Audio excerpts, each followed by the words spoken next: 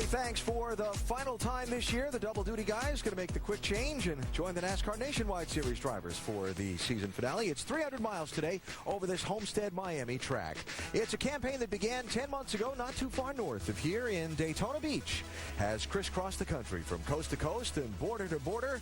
It saw a few serious spills and some serious thrills. Now the season draws to a close at a track where last year the outcome wasn't decided until the very final turn. Kyle Busch has won 12. Carl Edwards the last 2. Now there's one final checkered flag and one final trophy to be won in the 2010 NASCAR Nationwide Series. T-minus 10, 9, 6, 5, 4, 3,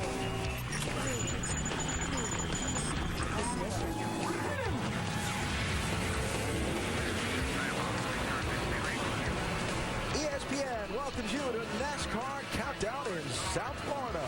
The stage getting set up, and we set the stage for the Ford 300, the last race of the 2010 NASCAR Nationwide Series from the Homestead Miami Speedway in Homestead, Florida. It's a day of many stories, a split or unified title, the end of an era for a Twisted Sister, and for some, a day of open auditions as they try and secure a place in next year's lineup and avoid an off-season of unrest.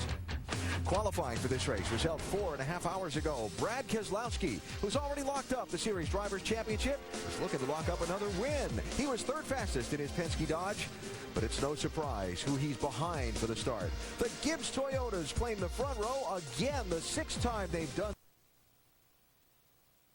Kyle Busch starting second, and Joey Logano on the pole. Logano today edging Busch by 5/1,000ths of a second to claim his 8th pole of this season.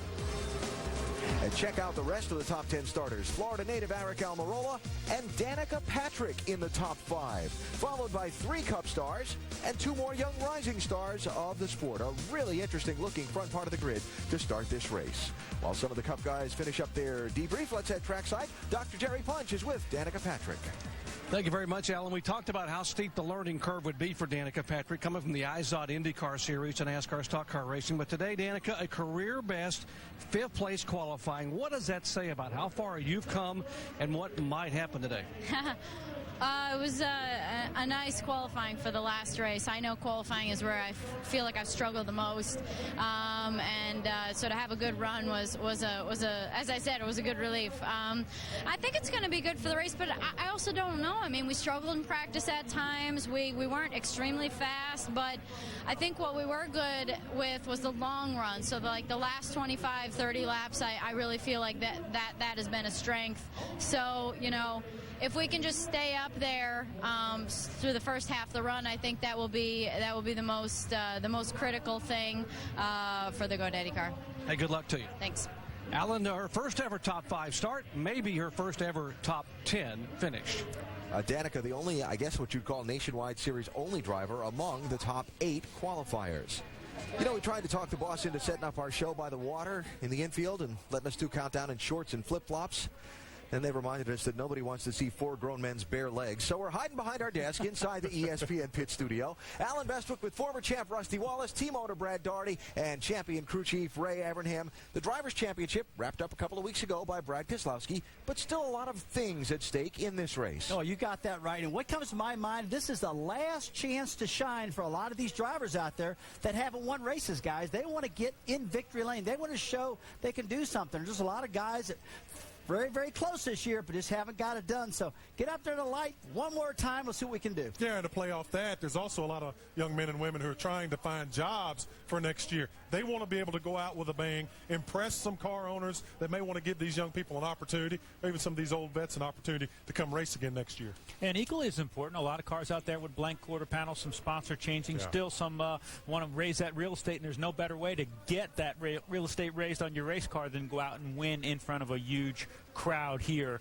at this final weekend. It's a moving market for that real estate, as they would say. This race is the end of an era. The Nationwide Series will no longer use, after today, a car that some call the Twisted Sister. The body's all kind of twisted around. Slowly over the years, they developed that way. Thought it'd be fun to look back at the evolution of the cars across the series That's time. my old buddy Jack Ingram from the lovely Asheville, North Carolina, driving an old shoebox back in the day.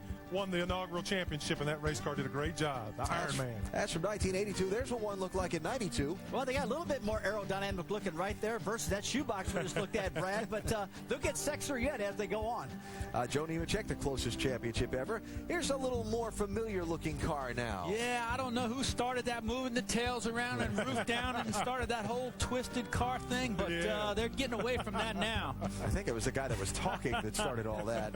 And the next generation car that made its debut at Daytona this year and was used for 4 races. Of course, it will be used full-time for the series going forward in 2011. So the last race for the present style of car, that body style, does it being the last race mean anything specifically? Well, I think the interesting thing is when you go back and look at this new body style, it's actually going back to the old body style. You go back to 1982 and you look at that Oldsmobile that Jack Ingram was driving. It assimilated the car that you drove on the street. And these race cars we're going to run next year look like the street cars we have. It's almost like we're going back to go forward.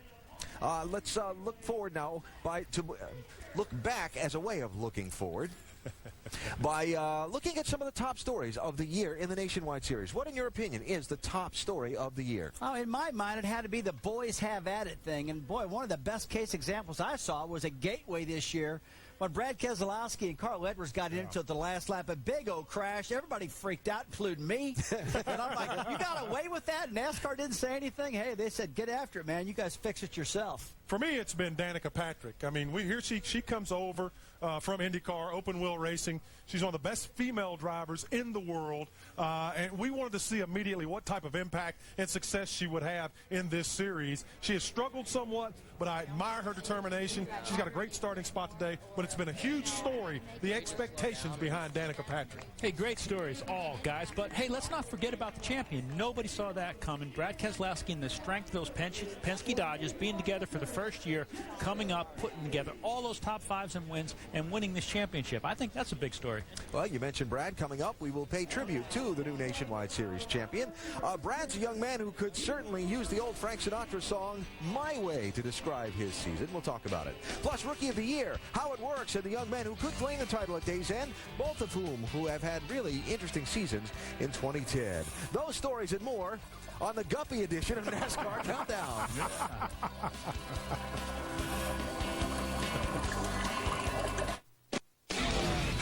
NASCAR Countdown is brought to you by Nationwide Insurance. Enter this code at CodeSpotter.com for a chance to win a Roush Ford Mustang. It is a beautiful day in South Florida. Watching the cruise ships come in and dock this morning from my hotel room as I was getting ready to come to the racetrack. The weather just as fine, a little south of downtown here at the Homestead Miami Speedway as we get ready for the finale of this year for the NASCAR Nationwide Series.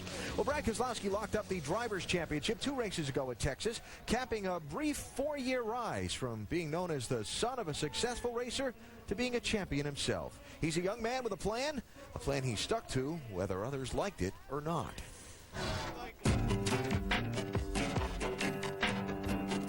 The goal from day one was to win the championship. My personal expectations were that we'd have a lot of struggles. Bring it here. Bring it here. Brad Keselowski got the win, but after he was docked 25 points apiece for 2 separate infractions, one involving the springs, the other involving shocks. Incidents like what we had at Talladega, they pull your team apart. You know, they make people look around and say, man, what were you doing? You know, what was wrong with this? How did this happen? It's incidents like that that are the most challenging and that can be the most difficult, and that one was our hardest of the year.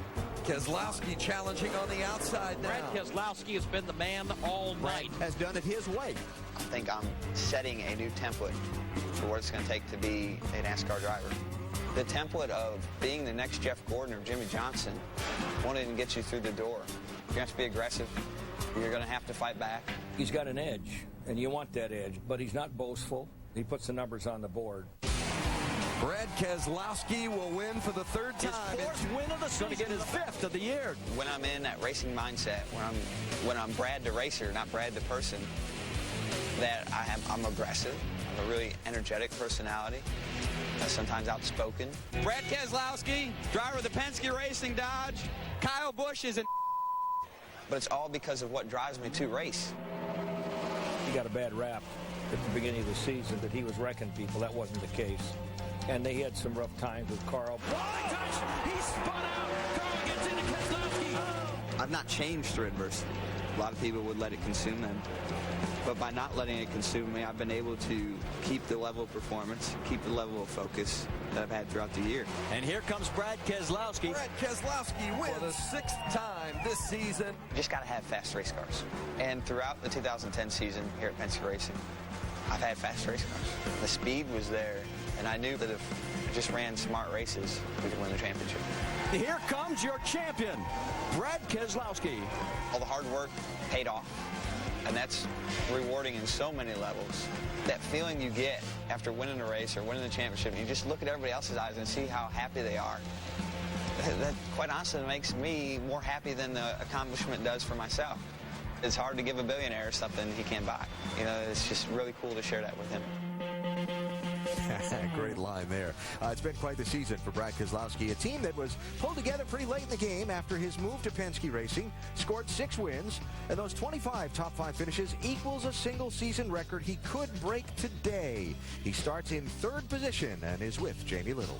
6 wins, his first championship, all in the first year driving for Roger Penske. But there's one goal still left, that owner's championship, Brad. Why is it important to win that over the 18 today? Well, you want to complete the title for Roger, and I want him to be on stage, not another owner. So that's not going to be easy. You know, the 18 car's been good all year. Certainly they're good here tonight, qualified 2nd. But, you know, we brought a new package here this weekend because our mile and a half program has been behind the Gibbs program, and hopefully it'll work out when we get our discount tire, Ruby Tuesday Dodge Charger in Victory Lane. Well, your crew chief told me it's the best you guys have unloaded on a mile and a half track. Good luck. He rolls off 3rd. Alan? Okay, Jamie, thanks. We know Brad's not afraid to speak his mind. He hasn't been afraid to mix it up with drivers more experienced than he. A thought on what you've seen from him on his way from being a relatively new face at this level to being a champion? Well, number one, I'm really happy for him. I'm proud for him. This guy started with nothing, Alan. He was a little racer in the Midwest area, didn't have nothing to work with, no money, no nothing. Built his own cars, built his own engines. He worked himself up to where he is right now. And I think, guys, you've come from this same area. All of us started with, you know, at the beginning of a racing career and worked through it. This guy did the same thing. Yeah. And he earned it, and I'm real proud of him. And to think that now he's going to drive my number 2 Miller Lite car that I used to drive next year makes me pretty proud. It really does. You're exactly right. I mean, when I look at Brad Keselowski, it doesn't surprise me at all. I owned a truck team back in the mid-'90s and raced against his father, Bob Keselowski, a real hard-scrabble, determined racer who did it on will and desire. And this young man, this apple does not fall far from the tree. And I'm very, very excited for Brad Keselowski because he is so appreciative of his position in the world of stock car racing. He doesn't take it for granted. Right, and those are the things that get you respect from the people inside of this business. And when he first came in, you know, I stood back a little bit. I'm not a real big fan of that aggressiveness and brashness, but he's learned to give and take. He appreciates where he's comes from. He represents his fans and his sponsors well. This is a young man who's learned how to race throughout the year and matured. I think he's going to be a great champion, and really congratulate him. And well done for Brad and that entire team. Now, NASCAR does track 2 sets of points, one for the Drivers' Championship and one for owners who field a car in every race, but maybe with different drivers. So there's something at stake for those owners. You see the owners' points coming in, 41 between the Gibbs 18 and the Penske 22. There was a 40-point swing in Penske's favor in the Phoenix race last Sunday.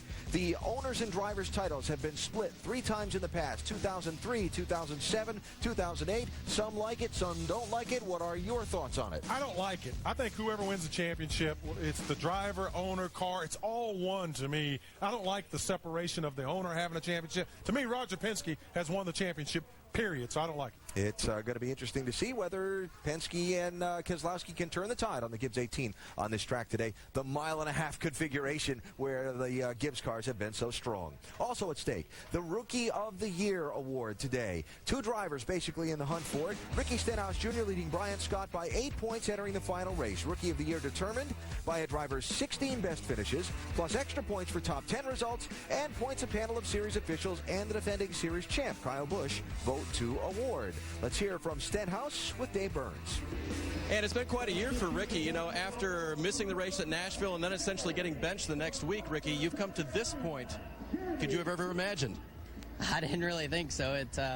Tell you what, at the beginning of the season, I definitely wanted to give up. But, Jack stood behind us in City Financial and Black Angus Beef. And the whole guys on our team, they've stuck behind me and built up confidence in myself. And, we've turned the corner and definitely headed in the right direction.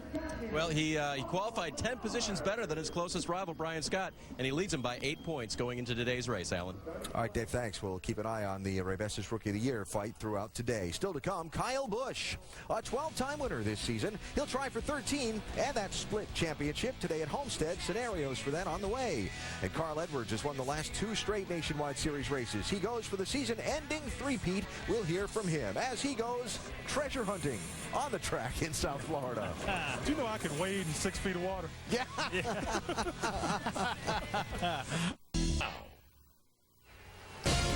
ABC's Saturday Night Football delivering regional action tonight. Most of the nation will see Taylor Martinez lead the 8th-ranked Nebraska Cornhuskers against a tough Texas A&M team.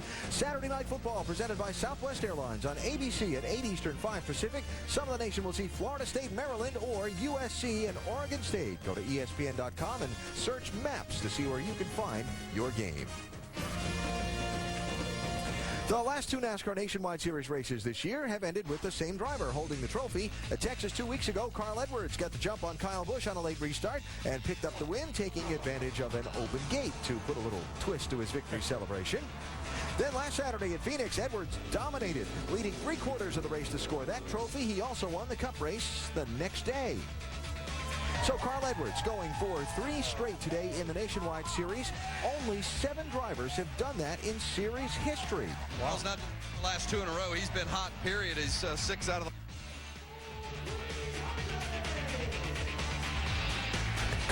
There we go. Carl Edwards going for 3 straight today. Only 7 drivers have done that in series history. Look at some of those names. There Sam Hard, Larry Pearson, Harry Gant, Mark Martin, Dale Earnhardt Jr., Ryan Newman, Kyle Busch, all these guys, legends in this sport. Okay, I'll bet you Vince is going to talk to Carl Edwards right now.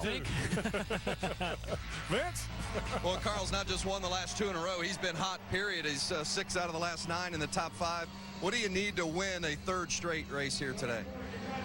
We just need Mike Beam to keep up with this racetrack. It's going to be a Crew Chiefs race here today. The temperatures are going to go down, the grip's going to come up, and I hope this Copart fast and all Fusion's fast. The last 2 weeks have been so much fun. I mean, they've just been a blast, so hopefully we can keep it up.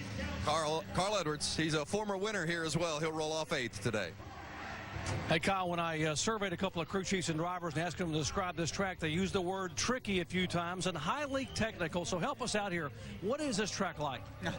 It's difficult. You've got a lot of different avenues that you can go down, whether you go to the bottom, whether you run the middle, whether you run the top. So the entries to the center, the corners to the exits are all completely different. But I feel like our Z-Line Designs Camry is pretty good. Hopefully we can tackle all those, and get over the heap and be able to try to come out of here with number 13 today and hopefully an owner's championship. Hey, good luck today. Thank you. Jamie? For the 8th time this season, Joey Logano is the pole sitter. So, Joey, what is it about this particular car on these particular types of racetracks that makes you hard to beat? I don't know. I mean, I think Kevin Ken, you guys do a good job on getting some speed in this race car for qualifying at least. And plus what we have tonight for a race car, I feel like GameStop title was decent last night in practice. It seemed like we struggled a little bit the first practice. So we'll see when the sun goes down. Hopefully we got enough adjustment in it to adjust to it right and be there at the end. That's all that matters. We're going to see guys go forward and backwards probably throughout the day and at nights when it matters. So we'll get it right by then. All right, he has 2 wins this season, both 1.5 mile tracks, both from the pole. Alan?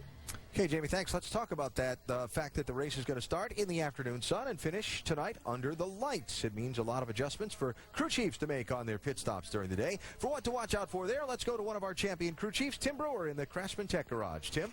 Thanks, Alan. Like Carl Edwards said, keeping up with the temperature of the racetrack is going to be very critical because as the racetrack cools off, what's going to happen? You're going to gain more grip. It's going to get tighter. So you're going to see a tire changer reach in here and pull this spring rubber out. What that's going to do is soften the spring rate, enabling the car to turn. You still got the wedge adjustment you can go to, but the track bar, you can adjust that up and down to control the bite of the car. But to keep from disrupting the pit crew and make those changes, air pressure is your best friend. So if you can change the air pressure in the car to change the handling characteristics, you're going to be ahead of the game. AB? Good stuff there, Tim. Thank you very much. And let's talk about now a few more people to watch in the race today. Sam Hornish is in the field. Yeah, he's back in the Nationwide Series right now, driving the number 26 Alliance Parts Dodge. I expect a lot out of the night. He's a pretty good racer. We all know that. And those Penske Dodges guys have been very they make fast. some steam, don't they? Oh, yeah, they're quick. A change of situations this week. Brendan Gaughan making his final start in a Rusty Wallace Racing Nationwide car. Michael Annett moves there, his last ride today for Germain Racing. Yeah, our good friend R-Dub made that announcement there. And Michael Annett, another young guy, gives RWI probably a really good young driver lineup for next year. There's one of our open wheel competitors. That's what I'm talking about. Them sprint car guys have not done too bad in NASCAR. And as good as Carl Edwards has been the last couple of weeks for Roush Fenway Racing, Trevor Bayne's a guy worth keeping an eye on today. I'm telling you, the guys, this young man has superstar written all over him. Very fast. He did make a change just a few weeks ago to get into this car, so a little unfamiliarity with his crew chief and his team, but this young man is going to be a superstar in this sport. Very talented. All right, now let's hope at the end of this race we get a finish like we've seen here a couple of times in the past. For instance, last year, Carl Edwards made a late pit stop for tires. Kyle Busch was the race leader. He stayed on the track. Carl ripped from 8th to 2nd quickly and went after him on the last lap. The throttle. We're coming off the corner. He's trying to get a little four-wheel drill. Hopefully get up in front of Kyle Busch. Didn't quite make the pass. What a heck of an opportunity to try for Carl Edwards. And, of course, Kyle Busch, the only driver to win the series championship and win the final race of the season in the same year. Brad Keselowski hoping he can duplicate that feat today. Now, another fantastic finish we want to show you. The very first race at this racetrack. It was November 1995. Dale Jarrett, that's him in that white and green 32 car. He's running 4th, going to turn 3 on the final lap. It works out for him. Dale sitting there and watches Larry Pearson, Kenny Wallace, Hermie Sadler. All those boys end up in a big heat. And guess who wins the race? Old number 32 in the Hudson car, DJ Dale Jarrett. Is that an old Hudson Hornet, or what is that? Look at that. There is no truth to that rumor, and I'm just not going there because we're messing with Dale. You know we're messing with you right there, buddy. He gets to talk after us, so I'm not going there and messing with it. So we've talked about some of the guys to keep an eye on. We've talked about the Owners' Championship, the split title, the joint title. Just one follow-up thought on the overall picture. Does it diminish anything from Roger Penske's accomplishment this year if that owner's title ends up being split? Absolutely not. Everybody on this planet knows that Roger Penske owns that car. This guy's a 15-time Indianapolis 500 winner, probably the best car owner in all of NASCAR, and they all know that he owns that 22 Dodge that Brad Keselowski's driving. So who's going to win the last race of 2010? Who's going to win the last race in the old twisted-up car? And who's going to be the one to tell Rusty the coffee's decaf? The opening ceremony for the season finale is coming up next. Fire 'em up, boys! Family of automotive brands. After racing enough miles to go from the Atlantic to the Pacific 2.5 times, the NASCAR Nationwide Series finishes its season in South Florida. It's ESPN's live coverage of the Ford 300 from the Homestead Miami Speedway in Homestead, Florida. In a season where a dozen different drivers have gone to victory lane and one driver has won a dozen races, we come to one final trophy dash and a chance to ride off into racing's winter hibernation, riding the ultimate high for a race driver, the guy that can say, I won the race, all the way till next February. Let's go trackside for the ceremony. Ladies and gentlemen, please rise and remove your hats as the United States Coast Guard 7th District Color Guard presents our nation's colors. And remain standing as Pastor Travis Johnson from Life Point Church of Homestead offers today's invocation. Dear God, we thank you for this amazing South Florida evening where we're surrounded by some amazing, fun-loving fans and fantastic drivers. Pray you bless us to have a great time and keep our drivers safe. We do this free of worry because of our sons and daughters who selflessly serve in the U.S. military, home and abroad. We ask that you would keep them safe as well. And we do this in the name of the most revolutionary, hammer-swinging Jewish revolutionary who came to change our lives. In Jesus' name we pray. Amen. Now to honor our troops, place your right hand over your heart. As founding and current member of the Rock and Roll Hall of Fame's Bob Seger and the Silver Bullet Band, Alto Reed performs our national anthem.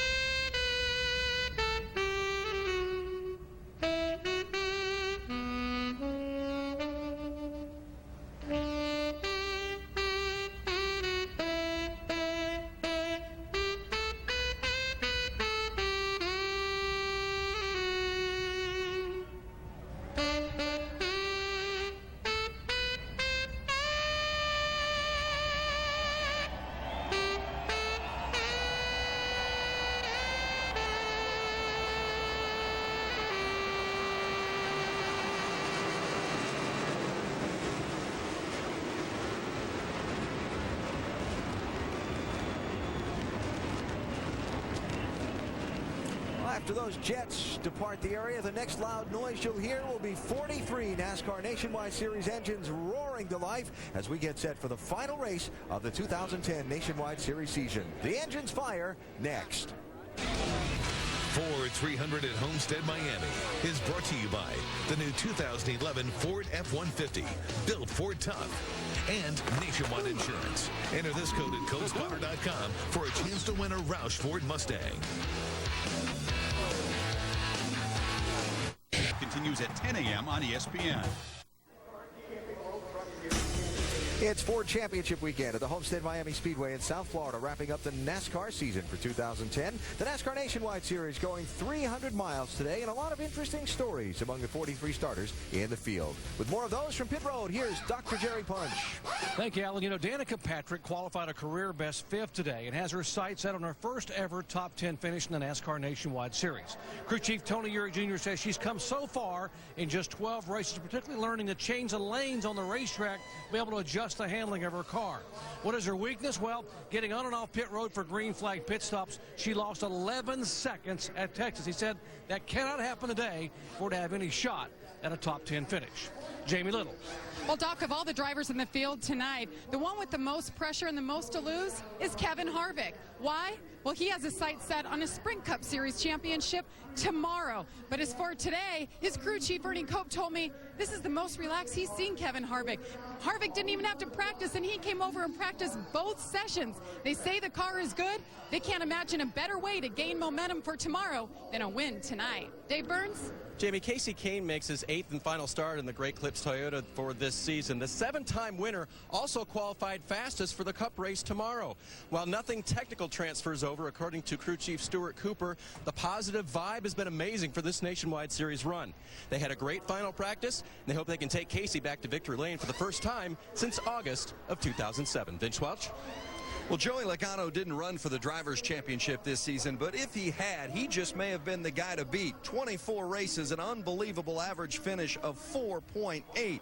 During the course of the season, he won twice, but what sticks in his craw the most, 6 runner-up finishes. Crew Chief Kevin Kidd says it feels more like 100. Well, one way to erase those bad memories would be a trip to victory lane today in the season finale. Alan? Okay, Vince, thanks. About a half a minute before the engines fire. Gibbs cars have been so strong in the mile-and-a-halfs. Is it Gibbs today or somebody else? Happy Harvick. Ray's over here saying Harvick, man, but they can't beat them Gibbs cars, man. Them Gibbs boys are tough. Well, I don't even know what to say, except I think it's going to be Brad Keselowski. He wants that owner's championship. He's going to drive hard. He's always got points thing locked up. Look at that guy right there to stand on it and bring home that thing for Roger Penske. You are going with the Penske posse instead of the Gibbs guys today. 33. And Ray saying 3's the number, and Harvick's going to be the happiest at the end of the afternoon. All right, well, we'll see how it all plays out. 300 miles the distance, 200 laps around this multi-banked mile-and-a-half track. Remember the progressive banking, and, of course, remember that big variable, the day into night racing. This will finish after sunset under the lights. Time to get the last race of the season started. Back trackside we go. Race fans, are you ready? It's time for the most famous words in motorsports. Here to give the command, please welcome our Grand Marshal, General Manager for Ford Lincoln Mercury Marketing, John Felice. Drivers, start your engines. Crank it up. Give me a reader, Clinton. Start up. Yeah, 38 is the low, 4,000. All right, it's the end of the season, the beginning of the Brad Keselowski Championship reign, the end of an era with this model race car making its final run, and the beginning of the description of the race by our boys in the booth. Marty Reed, Andy Petrie, and the winner of that first race here at Homestead, Dale Jarrett. And thank you, Alan. Hello again, everybody. Glad that you're with us for this finale. Of course, you know the Drivers' Championship is settled. It's Brad Keselowski's. But talking to Kyle Busch earlier today about the Owners' Championship, he says, if I have the car to win, I'll go for it. Otherwise, I'm going to defend for Joe Gibbs Racing and hope to win that Owners' title. The guy he's got to defend against, Andy Petrie, is Brad Kay. Yeah, with Brad Kay having wrapped up that Drivers' Championship, which is really the biggest prize in the sport, other than maybe winning this championship for the owner and keeping it all together, it's really a team thing. You know, these teams race against each other all year, with Brad Keselowski having driven for Roger Penske the whole year. And the 18 teams use other drivers, and surprisingly, they think this is really important. I mean, they're racing hard for this. I've even talked to the Penske guys. They really want this championship. They want to be able to hand that trophy to Roger as well. Well, there's also another group. That's that group that hasn't won. They're young. They may not have a sponsor. They're trying to impress, and this is their one last chance. Yeah, it's about their livelihood. They're wanting an opportunity for someone to notice their talent so that they can either have that ride for next year, or if it's a sponsor they're trying to get on their car for next year, to really show what they can do. And I tell you, as I walked through the garage area this weekend, there was one name that stood out, someone that impressed me running his first nationwide race last weekend, and that's Cole Witt in the 84 car. He's qualified 10th here for this race tonight. Want to see what he can do in one of these nationwide cars on a mile-and-a-half racetrack. He's been very impressive so far. Well, and we also have 14 double-duty drivers. In fact, one of them is our in-race reporter, and he's going to be looking for a championship tomorrow. It is Kevin Harvick. Let's talk to him, DJ. Hey, Kevin, Dale Jarrett, the ESPN. You have a copy? Hey, Kevin, we'll go straight to our mailbag question. And Mary in Mobile, Alabama asked, how much is tomorrow's race weighing on your mind today? Not a whole lot. Really happy with the way that our car handled in practice. So today is just about trying to find little things on the racetrack that will help me tomorrow, and see where the racetrack is and goes as we go through the race through a tire run. So nationwide car helped me a lot in Texas and Phoenix and really all year. So looking for the same little help today. Hey, Kevin, there will be some people that are saying, since tomorrow is such a big day for you, you had probably opportunities to put someone else in the car. Why did you decide to stay in it? Because I feel like I've learned so much, and you know, you get to get on pit road, you get to you know, see tire wear, you get to see where the tendencies of the racetrack goes. So it's the same thing I've done all year, and I feel like it's a benefit to helping us set up the car tomorrow morning. Well, we appreciate you racing in this, and most of all for talking with us. Good luck, and we'll talk to you later on. All right, guys. Thanks. And our over-the-wall reporter is Mark Hollywood Armstrong. He is the front tire changer on the number 66 of Stephen Wallace. And Hollywood, first off, happy anniversary. That was just yesterday. But let's talk about the fact that we're going to be going from daytime to nighttime. What are the challenges for you guys on pit road? Well, Marty, there's many challenges down here that each crew faces. With the track temperature going to make about a 40-degree swing between the start of this race and the end of it, the team's just going to have to make a lot of adjustments. And the team that can minimize those mistakes the most on pit road and have very good stops could go to victory lane. This team here, the 66 team, well, we're running a special paint scheme for the troops. And what better way for us to honor them than to go to victory lane tonight? And this team right here is ready to do that, guys. All right, you guys be safe out there, and good luck tonight.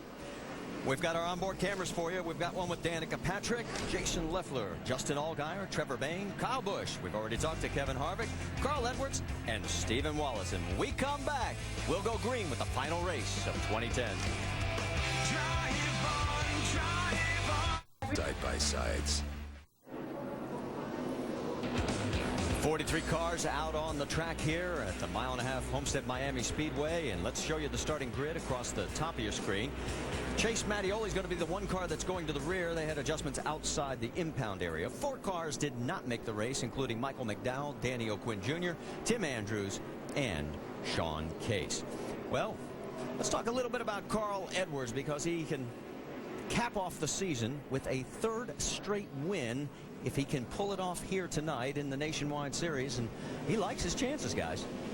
And why not? I mean, he's been red hot here lately in both series, and I say he'd be one of the favorites. Absolutely. Mike Beam's done a fantastic job since coming over and taking over as the crew chief for this car. They really have a good relationship and getting the car exactly like Carl likes it. And, of course, his teammate, Ricky Stenhouse Jr., is on the cusp of potentially claiming the Rookie of the Year title. Ryan Scott is his main competition there in the 09. There is Ricky. He was very quick in the first practice session. And as you can see, right now he is going to be starting 20th in this field. And he's coming off a 9th place run last week at Phoenix. Let's talk a little bit about this 1.5 mile oval here at Homestead Miami. It's been reconfigured twice. The last time was in 2003, mainly for that banking. Yeah, that banking is a progressive banking. You can run right on the bottom. There's a lot of speed down there, but it's normally you're going to be down there with the newer tires. Get up there and use that 20 degrees of banking, keep a lot of momentum, and that's what you need with these Nationwide cars. Lights out on the pace cars, but we've got a quick update from pit road. Doc, what are you hearing? Yeah, look for Danica Patrick to allow some of the more veteran drivers to go by. Truex, Edwards, and Harvick in an early lap or two, and then she'll fall in line maybe 10th, 11th, 12th behind these guys and learn the racetrack. She qualified well, but has never raced here before, so Tony Eury Jr. said, look, let the guys go by, get in behind them, follow them, and learn the track early on. That way you can stay out of trouble and learn a lot about how to drive this tough track. And there is Tony on top of the box, and he has coached her very well this year, and she has been listening when Tony talks. All right, pace car pulling down off the track. Joey Logano picked the high side, so he's on the outside of teammate Kyle Busch. There's Danica back in row number 3. Logano has 5 of his wins from the pole, and here we are, the season finale of the 2010 NASCAR Nationwide Series from Homestead, Miami is green.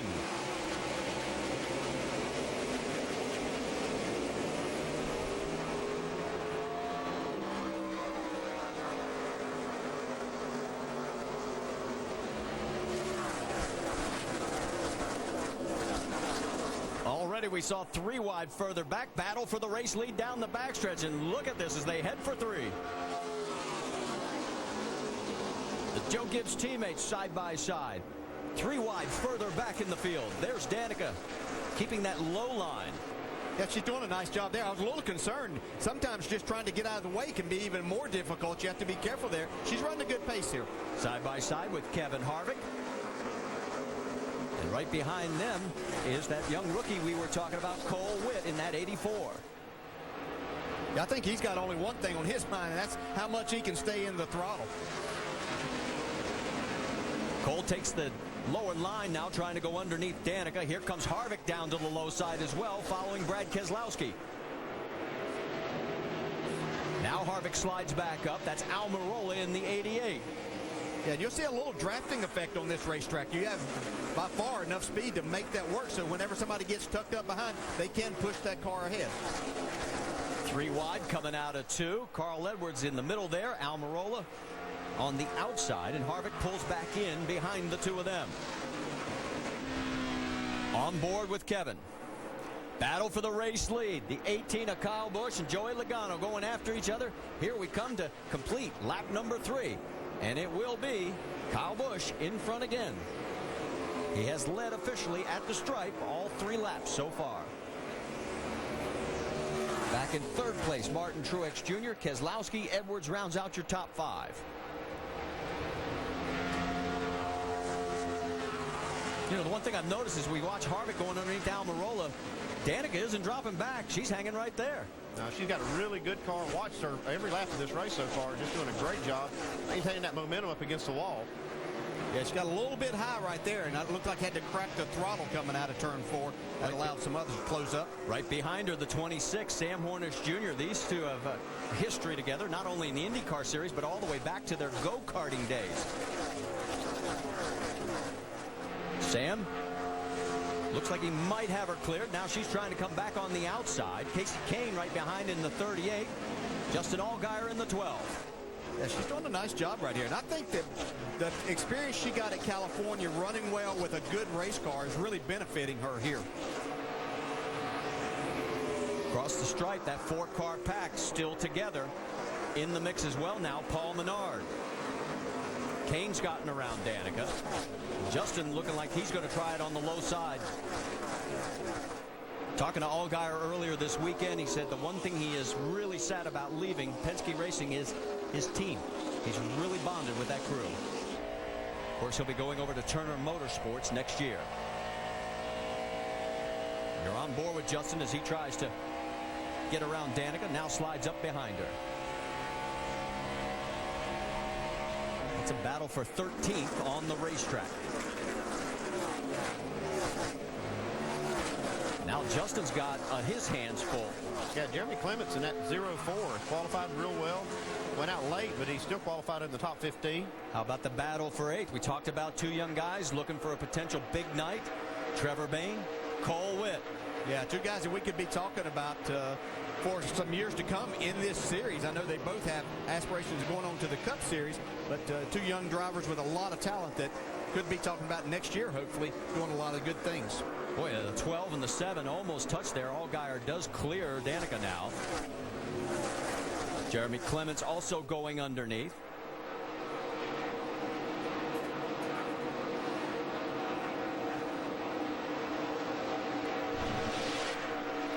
This is a little bit earlier. Watch the 04. Oh man, in a tight spot. Got really loose. Nice save. The 62 of Brendan Gaughan was the car in front of him, and luckily nobody else got into him. And he's still under control, or back under control. Reed Sorensen right there underneath the 04 and the 32. And then there's Ricky Stenhouse. Of course, he's keeping his mirror out, looking for the 09 of Brian Scott. The man that he's challenging for the Rookie of the Year battle.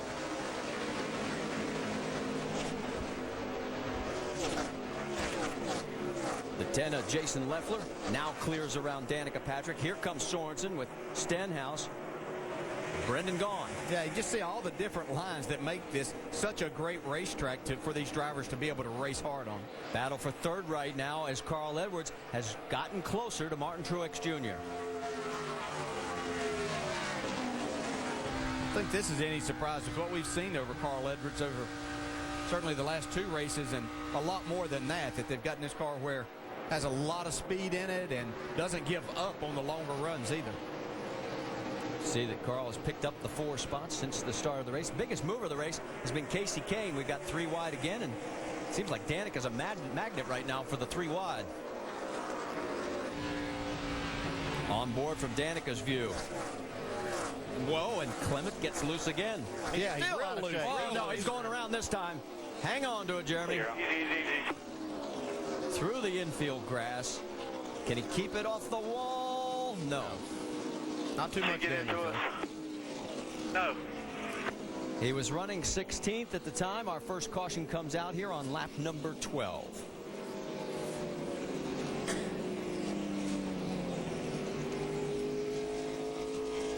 And you see the damage on the right rear corner. That is not too bad.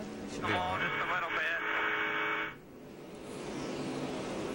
Let's go back, take another look. See, he saw an opening here. Danica was a little late getting back to the throttle, but as he had to turn down to try to stay off of, that's whenever he lost a little bit of air on the rear of the car. The way it went.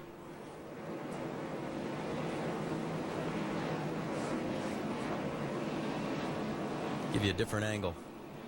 You can see he was already plenty loose. Just like I said, they'll being so close to Danica, it takes all that air off the right side.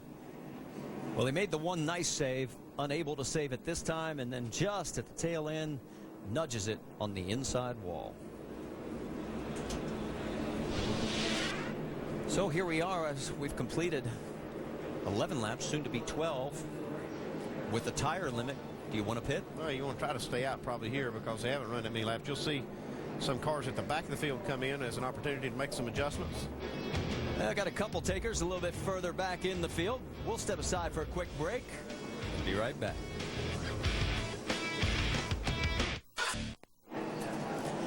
Make sure to go to Goodyear.com to check out Goodyear's Support Our Troops program, and there you can send a thank you message from a NASCAR driver and enter for a chance to win a 2011 Ford Taurus and other great prizes. No lucky dog this time. We have 3 cars that have taken it behind the wall. Kevin LePage, Dennis Setzer, and Jeff Green have parked it. Let's show you also the 11th. This is the good side. The right side's not as good. He evidently gotten up against the wall. I'd say he's been trying to run that real high line and scraped it just a little bit on the right side. You can see the bare bond they put on the rear bumper and the right side. So David Ruderman's got the damage on that car. Let's get a quick update on Danica Patrick. She pitted, Doc. Yeah, 4 tires and a major track bar adjustment. The car very, very tight from the center off. Couldn't hold the bottom of the racetrack. Lost a lot of positions. Guys going back to green. Yeah, she's restarting in 27th. Up front, it's Kyle Busch, Joey Logano, Carl Edwards, Martin Truex, and Kevin Harvick.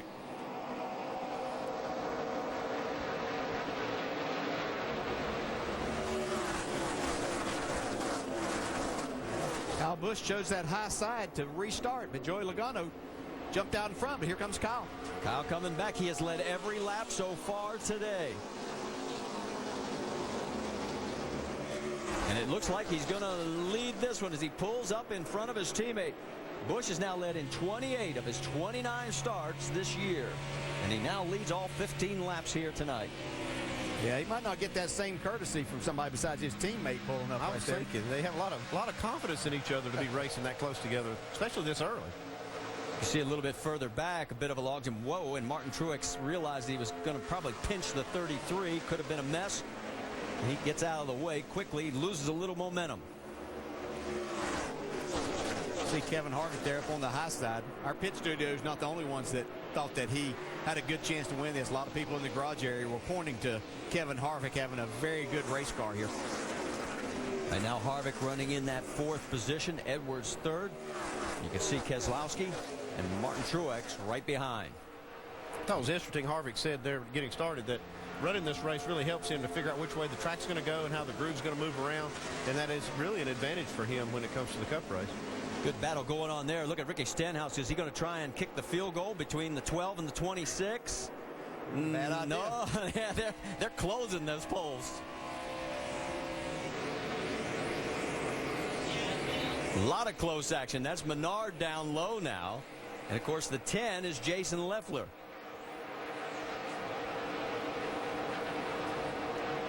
That is from 11th on back, and it continues down the backstretch. Boy, Ricky Stenhouse had a great second half of the year. Is he really getting down into the corner? On board with Justin Allgaier. And as we approach the top of the hour, we're working lap number 19 of 200 here at the Ford 300, the final race in the NASCAR Nationwide Series. Kyle Busch has led all 18 laps tonight. He won the truck race last night. Right behind him is Joey Logano, Carl Edwards, Kevin Harvick, Brad Keselowski. 3 cars have taken it behind the wall: LePage, Setzer, and Jeff Green. That gets you an update so far. We have had 1 caution, and that was for a total of 3 laps. See Eric Almirola there on the inside of Casey Kane. He's had a great weekend so far. Practiced really fast, had a fast car. Going to drive this car all year next year, run for the championship. And, of course, speaking of the championship, we're waiting for official word from NASCAR. Of course, there are reports all around that Sprint Cup drivers will not be eligible for the championship. But, again, no word yet from NASCAR on what the final points championship designate will be. Another car that just took it to the garage area was David Gilliland. He has pulled it behind the wall. That means 4 cars now off the track. Casey Kane in that 38, of course, in tomorrow's season finale for Sprint Cup will be on pole. And let's get an update on what his condition is right now, Dave Burns. And Marty, in that Sprint Cup race, what will his car number be? 83. Okay, and what's his car number today? 38. Oh, okay, here's his pit board. Casey said, I want something very familiar to help me get on and off of pit road and hit my stall just right. So it's not the car he's running tomorrow and next year. It's not the car he's running the year after that. Oh, and we got trouble, guys. Jeremy Clements again is involved, and also the 87 of Joe Nemechek, as we are now into our 2nd caution. And this time the damage is a lot more severe on that 04. Yeah, poor Joe Nemechek. His car's really torn up here. Well, Joe was running 26th at the time of the crash. Let's go to the garage. So a tough way to end the season for Joe. See, he had sponsorship this weekend from Gator.com, and right now he's just trying to get it back to the garage area. Of course, Joe has a claim to fame here at Homestead. He has more wins in the Nationwide Series than anybody else, with a total of 3. Now there's Jeremy. His car must have been really loose because it goes around again right in front of Joe. Man, nowhere to go. Wow, Mike Wallace. Yeah, nice move. Look at how close that was for Wallace. Look at all the debris that, oh, everybody ran over right there. Can't see exactly which car that was. That's the kind of stuff that could do some damage. In fact, look at the front end of the 24 of Eric McClure. As far as Joe can make it around. Yeah, Joe's not going to make it all the way, and there's the hook. Yeah, man, just lost it. Drove it in there too hard. I was committed. That's the thing. When you're running behind somebody like that and you drive in the corner really as hard as you can go, and then he loses it, you really have no choice. It's not like you can slam on the brakes and turn left there with the speeds that you're running here. And you tap the brake, but most of the time you do that, you're that close, the car's just going to go right into the wall. So Joe was hoping that that car might spin down out of his way, but just didn't happen. Well, we had a few takers the first caution, and here with 22 laps complete, you can see a lot more people are loaded. Yeah, I think we saw Casey K looking for that 9 signboard. He'll be looking for it this time, probably. Yeah, at first I thought Dave was giving us a mathematical quiz. I didn't know where he was going with that. All right, let's set it down to Dr. Jerry Punch. They're coming, Doc. Thank you, Marty. We'll stack them up here on the left side of your screen in triple pits. We're going to go Ford, Chevy, Toyota. It'll be Edwards, Harvick, Busch. Let's talk about Carl Edwards coming in a little free entering turn 3. Air pressure out of the right rear, track bar adjustment, 4 tires, topping up with Sunoco fuel. James. And Kevin Harvick says he's just a little bit too tight, needs to free him up. They're going to put 4 tires, sticker tires, and Sunoco fuel, Vince. The 18 of Kyle Busch, a little free when he runs the bottom. They're going to give him 4 tires and a round down on the track bar. Joey Logano tight in the middle. They're going to go up a half round on the track bar and put a piece of tape on that grill as well. Logano will be the 3rd one off pit lane. Checking our Nationwide Insurance race off pit road, Justin Allgaier with 2 tires picks up 9 spots. Michael Annett took no tires and picks up 15. We might want to check on that. Maybe did he miss a pit perhaps? I don't know. Let's go back and show you what happened on the 66 as we go over the wall with Mark Hollywood Armstrong.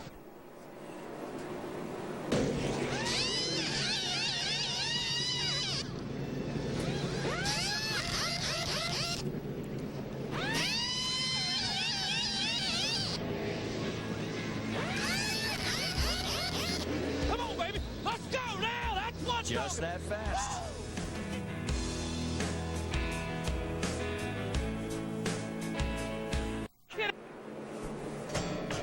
People have heard of Black Friday and Cyber Monday. Well, next Saturday, November 27th, marks the first Small Business Saturday. So if you find yourself out next Saturday, make it a point of supporting your local small businesses. Log on to Facebook.com/smallbusinesssaturday to learn more. Just some of the small businesses here in the Homestead, Miami area. All right, let's talk to our in-race reporter. That's Kevin Harvick. Hey, Kevin, Dale Jarrett, you got us? Hey, we know this racetrack's going to go through a big change as the sun goes down. Is it too early to start making changes, or did you already start that with this pit stop? Well, we started a little tighter than what we would have liked to, but I think it's going to get looser. The trucks got looser last night as it got darker, so hopefully it goes that way tonight. Kevin, we know you were talking about the tires earlier, and this is a different tire, especially right side tire, than what you've run here. Have you had to make adjustments for that? Luckily for me, they had it all done before I even got in the car. We ran the same setup in the truck with Elliott Sadler, and they were able to work a lot of things out before we even got going. So it's worked out good. Okay, good luck. Thank you.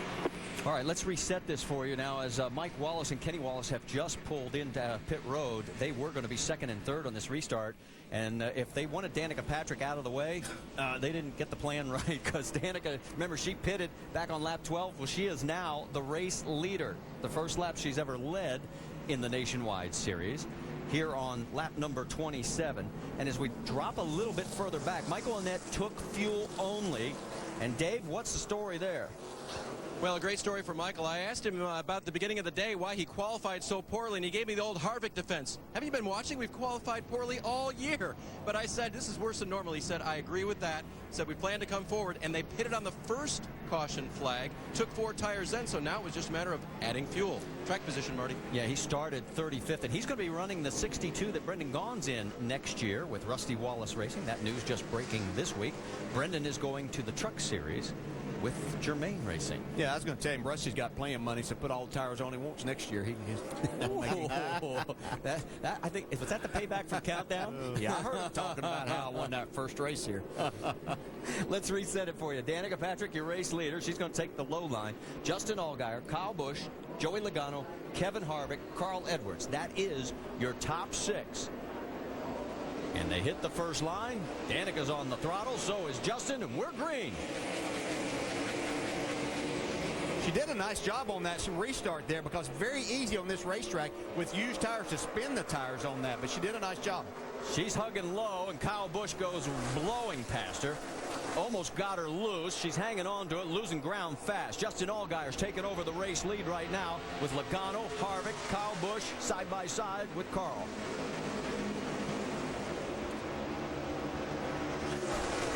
I'm interested to see just how these two tires are going to work on Allgaier's car. Four wide, further back, and again, Danica's right in the middle of it. She is like a traffic magnet. Joey Logano has gotten around the two-tire Justin Allgaier, so has Kevin Harvick. So it looks like we're going to have our fourth different leader. As he's flying down the backstretch, and here comes Kyle looking to go around the 12 as well.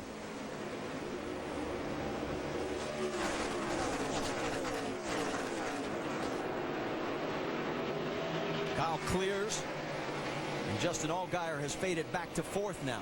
So now our fourth lead change as we did a little deeper. The 98, Paul Menard, Cole Witt, slide by slide.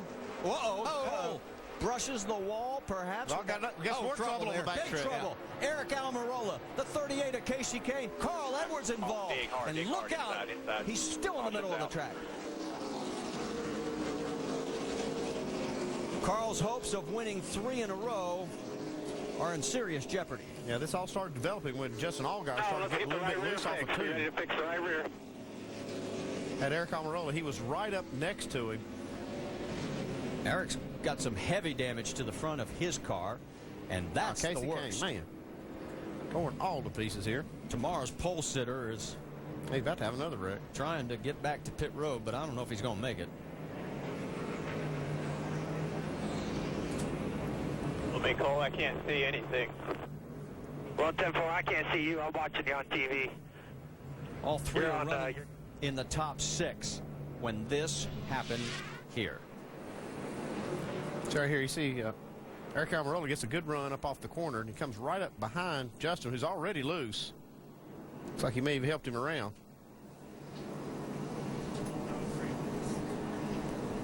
Eric Almirola actually caught the right rear of Carl Edwards and then spun right in front of Casey Kane. Here's the view from high above.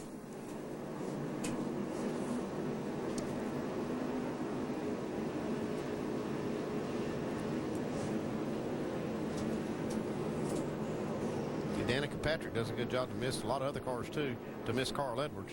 Let's go on board with Carl. Listen. 5 back. Anything else? Nice and easy. Easy. 3 wide. Just hold your line here. I think Carl may have just a slight bit of damage on the right front fender also. Like he just clipped the 88. One more angle from down low. I think you're right. There is right front damage, DJ. A pretty good lick to the right rear tire, too, on the 60. That may have been some of the suspension. And you can see everybody scattering from behind, doing a good job of avoiding. Oh, that's Stuart Cooper, the crew chief for Casey Kane. It's like, oh, no. Can't believe it, but it's just like Casey's had no luck every time he's gotten in there. No, he's had plenty. It's just been bad, all of it. Well, he did make it back to pit road, as you can see. This is the 3rd straight caution. There's been no lucky dog, folks, because until now, no one has been a lap down. All right, while they work on Carl's car, let's show you one more angle from Danica Patrick as we head to a quick break here at Homestead, Miami. Stay high there. Stay high there. Stay high there. Stay high there. Good job there. One outside.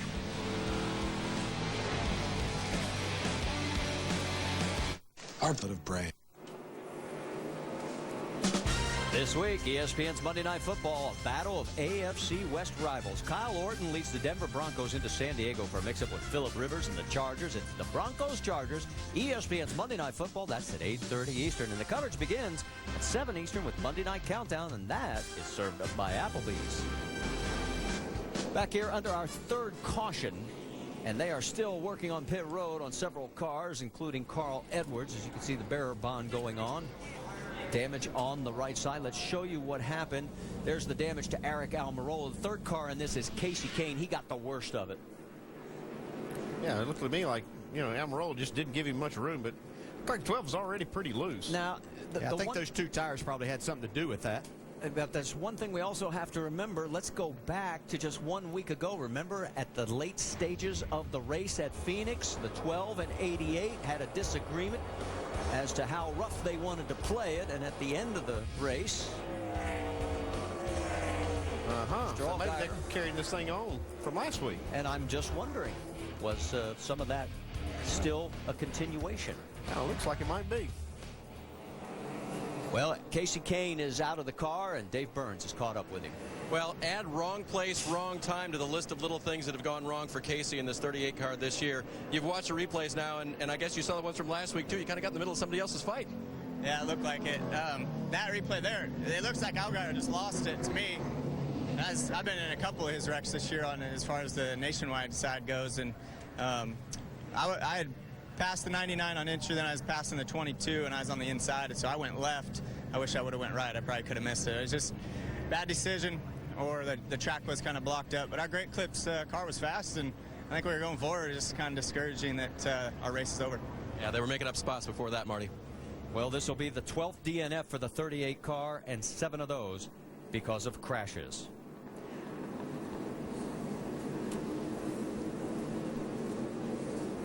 All right, we're being told the 88 is being held because he avoided the stop paddle at the end of pit road. So they're going to keep him there until the field comes by. And we can show you Carl Edwards getting back out onto the track. And Doc, what are you hearing? Well, Marty, 4 pit stops for the 60 car. Carl Edwards, primarily it's cosmetic damage. Right front fender. They had to beat the right front fender out. And also the right rear quarter panel just over the exhaust pipe. They had to get it up, put some bear bond on, brought him in, changed tires. They taped over the bear bond. The critical part was to get that fender on the right front. You see there, beaten back up and beaten out so they can get the downforce on the front of the car. He said we should be fine. A lot of time, a really good race car. Jamie. Maybe some drivers settling scores was the result of this. The 12 car, Justin Allgaier, has pitted 3 times since the damage. To my surprise, though, guys, they did not take tires. So they've only taken right side tires in this race so far, and despite the damage and the fender rubs, they remained on the car. So they pulled the fenders out, filled it up with fuel, and that was the call. Yeah, I see those right side tires look like they've scraped the wall. I'm surprised they hadn't changed those. Oh, well, we've got a quick moment. Let's talk about Verizon Wireless customers, because you can text Champion to 43776 for exclusive Champion chats. It's content from our NASCAR Now Roundtable of Experts. As far as Justin Allgaier, he will restart 35th. Carl Edwards right in front of him in 34th. Both are at the tail end of the lead lap. Up front, it is Joey Logano, Kevin Harvick, Kyle Busch, Brad Keselowski, Martin Truex, and Paul Menard. That is your top 6. And it looks like Mr. Logano is going to take the high side. I think that's going to be the common theme on these restarts, because you can keep the momentum up on that high side. Pace cars pulled off. They'll get to the first restart line. Hammer down, and here we go.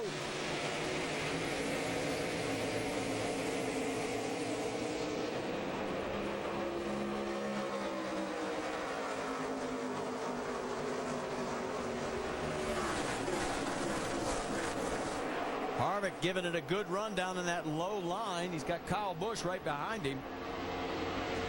Brad Keselowski is right behind Joey Logano. They'll stay that way heading into 3 and 4.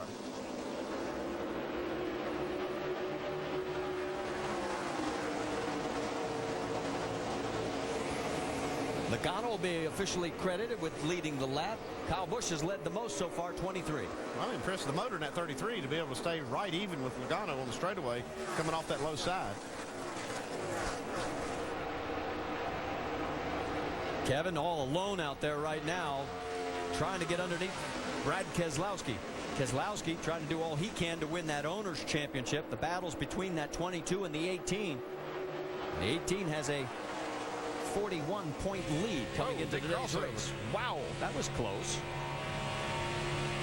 See, Harvick, he was just waiting to be able to move up and get back in that top side. Kyle Busch wasn't going to lift out of the throttle. Kyle goes around him. A little spark coming out of the back of the 33, and now Kyle is side by side with Brad. And we go on board with Kevin.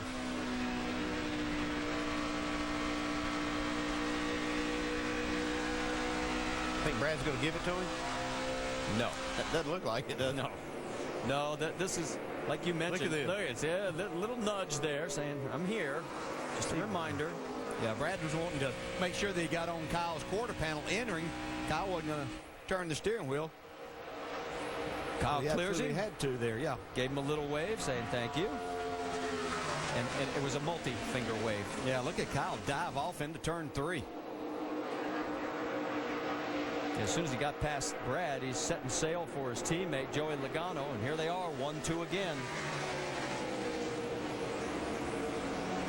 We're working lap 41.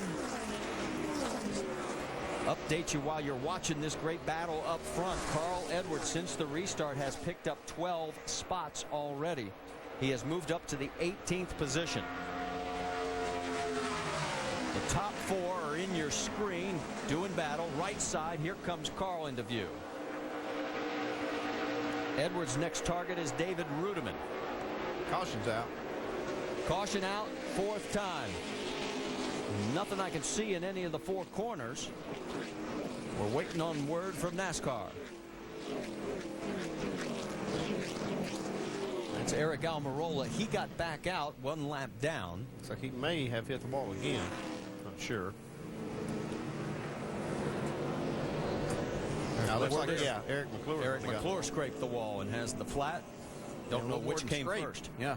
Yeah, oh yeah, Backed he backed it in.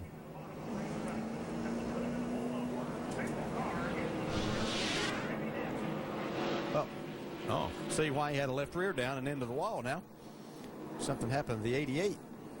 So Almirola gets into the 24, 24 to the wall, 88 going to the garage, and same for the 24 of Eric McClure. So we've got our 4th caution going on right now here at Homestead.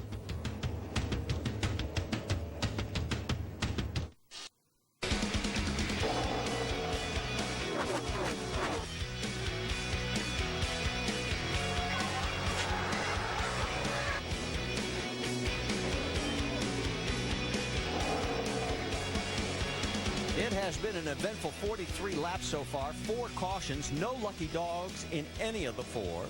And you can see the sun setting, the lights on here at Homestead Miami Speedway at the Ford 300 as we are getting ready to go back to green flag racing.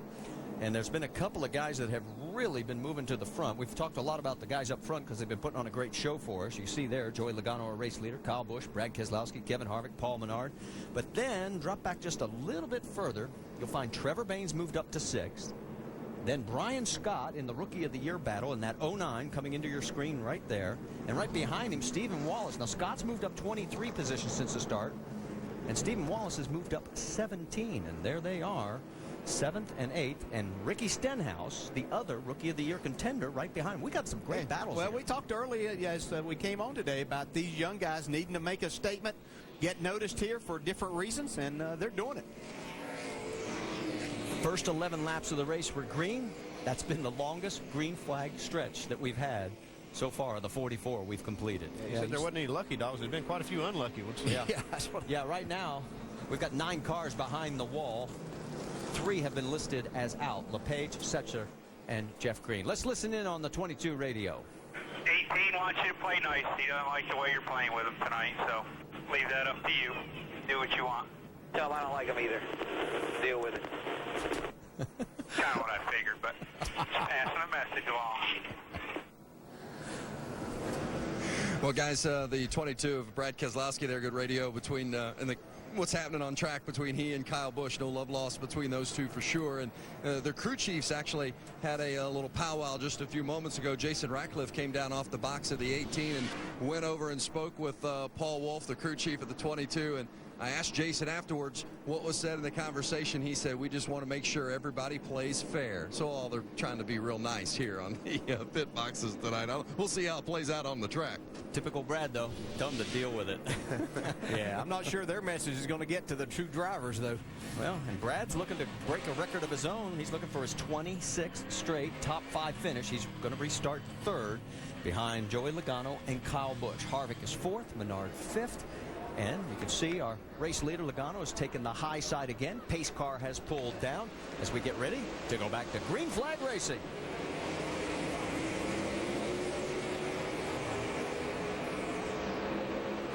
Kyle might have spun the tires just a little bit there. He's got them going now. Joey jumps out. Now Kyle's got his hands full with Harvick on the high side. I'm telling you, Harvick's got a motor under the hood of that thing tonight. And Harvick made it look easy there. He moves into the second spot. We've had 4 leaders, 4 lead changes. Harvick wants to make it 5 and 5. Man. Harvick for the race lead, and at the stripe, he is our 5th different leader and a 5th lead change. Cole Witt is coming down pit road. He's got a tire coming down, according to the reports. A tough break for the youngster. Yeah, he restarted 11th there, but this will set him back. Keep tabs on him. You see they're going into 3 already. He is going to go a lap down here. They're going to go ahead and make the 4 tires stop. Almost contact between the 2. Yeah, you can see Logano really was washing up the track. Thought he might get into Harvick. Had to get out of the throttle. Adios, amigos. That was Harvick's radio that you heard with the Adios Amigos. Another sparks flying out from that 33. You can tell he's driving hard. Here comes Kyle. He wants the lead back. Keselowski, Logano, the top 4. This is the way it's been pretty much the entire 47 laps. Big wiggle from Harvick right there in the center of the corner. Kyle opens up a couple of car lengths because of that wiggle. And he has now led 24 laps. Logano, low side, underneath, Keselowski. Not what Brad wanted to see for that owner's championship. He has got to get ahead of that 18. Yeah, you see just behind these top 4 right here. Trevor Baynes moved into 5th. Steve Wallace into 6th. A great view of all those cars in the top 7, 8. Man, those guys are cutting it close coming off the corner. They're racing like it's the last few laps instead of lap 50 of 200. All right. We mentioned the fact that the 84 had a tire issue. Here's the potential reason why. Sam Hornish right there. Yeah, probably cut that left rear tire down right there. Hornish, we can tell you right now, running in the 14th spot. Top 4's calmed down a little bit. They're still within eye shot of each other. Although Logano has dropped off the pace a little bit more. This is the farthest apart the top 4 have been since the start of this race. Battle for 5th between Trevor Bayne and Stephen Wallace. Wallace has picked up 19 spots since the start of this race. Got that low line working right now. Here comes Martin Truex and Paul Menard and Ricky Stenhouse to get into this mix as well. Yeah, you can see just what a run you can get from that high side where you have that more banking up on the top. He's not going to give up. He's back to the bottom on turns 1 and 2.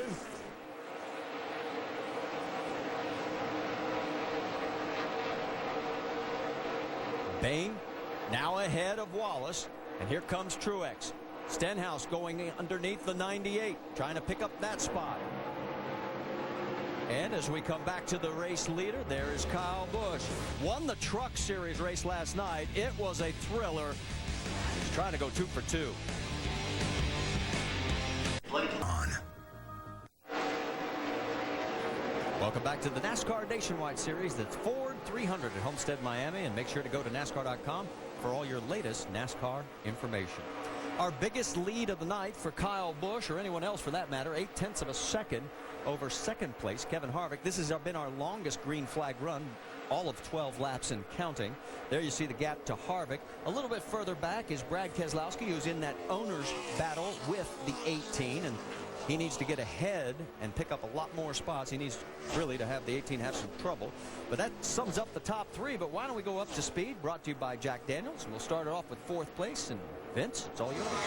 Well, that's Joey Logano, who is our pole sitter, and I spoke with crew chief Kevin Kidd just before the race, and he said it's cooling off quicker than I expected. I think we're going to struggle a little bit more than we had anticipated in the early stages. They did make a track bar adjustment with that first pit stop, but they're still fighting a car that's a little tighter than what Joey Logano would like to work with at this point. They've got a lot of adjustability built into that car, though. They should be fine as it goes on. Dave Burns? Trevor Bayne is running 5th, and he's learning this track quickly at his first visit ever to this place. See him running that high line? He started final practice running right behind teammate Carl Edwards, and he couldn't do it. The car wouldn't go there. But he learned over time to use that progressive banking. Right now, the car very tight for him, but he's using that high line to his advantage. Jamie? Martin Truex Jr. behind him in 6th. Started this race 6th as well. Now they brought the same car from Texas, and we have another crash on track. Michael Annett, Marty. Yeah, Annett has spun it around right here on the front straightaway. Good save. 4 tires on fuel. Looks like he's been able to keep the corners all intact. It'll bring out our 5th caution, however. Get you back up to speed when we get a chance, but right now, wait for the 15 and show you what happened.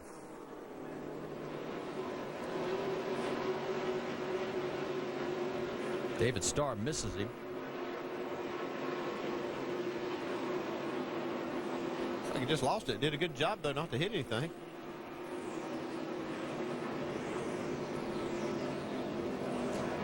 Yeah, just in the place that you're really powering up, you could see the car wiggle, and he tried to catch it. Then as he stayed in the throttle, spun around, but as you said, no harm done. Just needs 4 fresh Goodyears.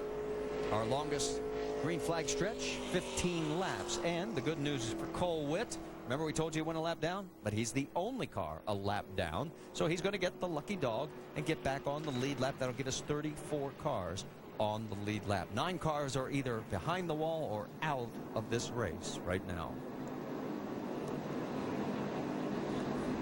So with our 5th caution, the last time the leaders were on pit road was lap 23, and everybody seems to be loading up, getting ready.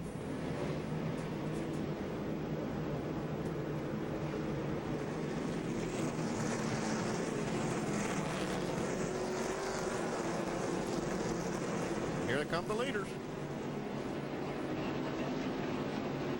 Well, as they come down pit road, let's send it first to Dave Burns. That white 17 is Trevor Bayne. Tight in the middle of the corner is the main thing. His entry and exit are okay. They'll make a wedge and air pressure adjustment to help him out. Jamie? 2004 winner here. Kevin Harvick says he's just a little loose in. Loose off 4 now. They're going to go back on that air pressure adjustment from earlier. Put on 4 sticker tires, Vince. The 18 of Kyle Busch likes his race car. They're going to give him 4 fresh Goodyears and some Sunoco fuel, but no changes to the car. As far as the 22 of Brad Keselowski, he says it's still tight, so they're going to go ahead and make a chassis adjustment. 4 tires and fuel for the 22 of Keselowski, and off pit road, it's a good battle. It's going to be the 33 getting off first. Harvick picks up the spot. His crew comes through for him. Kyle slides back 1. 2 spots picked up for Martin Truex. The big loser, Trevor Bayne, he drops 5 and will come out of pit road 10th. So we'll show you that race off pit road. And there's Kevin Harvick, almost a full car length ahead of the 18.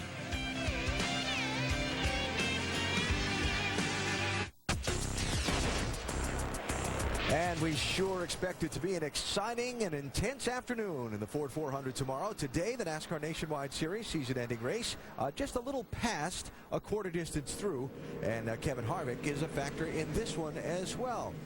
Kevin Harvick's team in the Nationwide Series getting the job done just a second ago, Ray.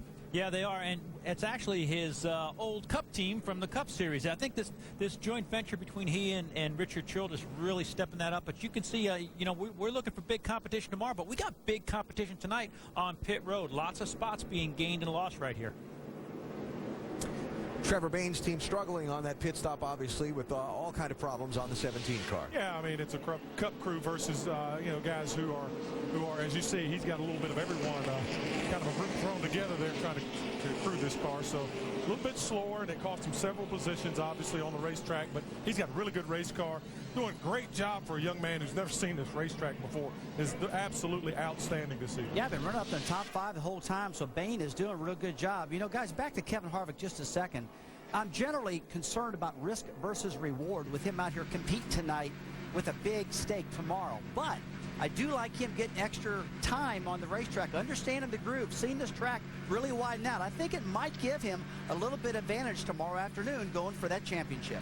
And in particular, because the tire they're running in this race is a little different than what they've run here in previous years. That's why you the man, AB. That is exactly what I was thinking. I mean, day to night, he's not going to gain a bunch because tomorrow they're going to be all during the day. But what he is going to learn a lot about is that tire, how it wears, how it drives, how it reacts to pressure.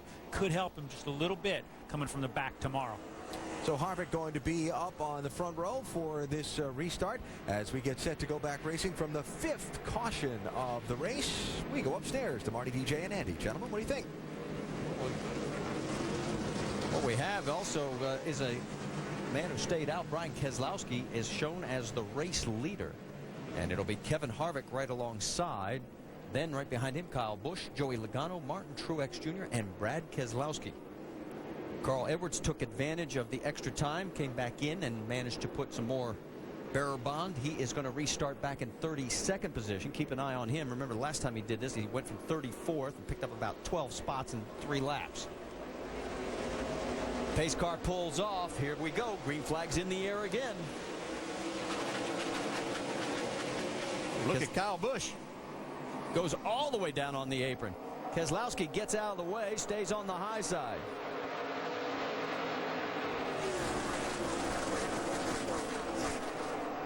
Harvick's got the lead. Kyle and Joey Logano are 2nd and 3rd. And then it's Brad Keselowski right behind.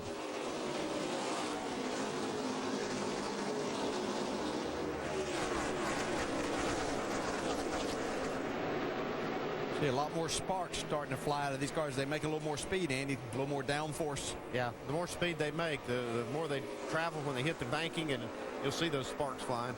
But once the air pressures come up, you should see it stop. Ricky Stenhouse trying to take care of business with Paul Menard. They're still side by side down the backstretch. Menard puts a car length on him, but here comes Ricky once again. Yeah, Ricky's going good through the corner, and he had an opportunity to slide up in front of Paul Menard there. See if he does it this time off of 4. I believe he will.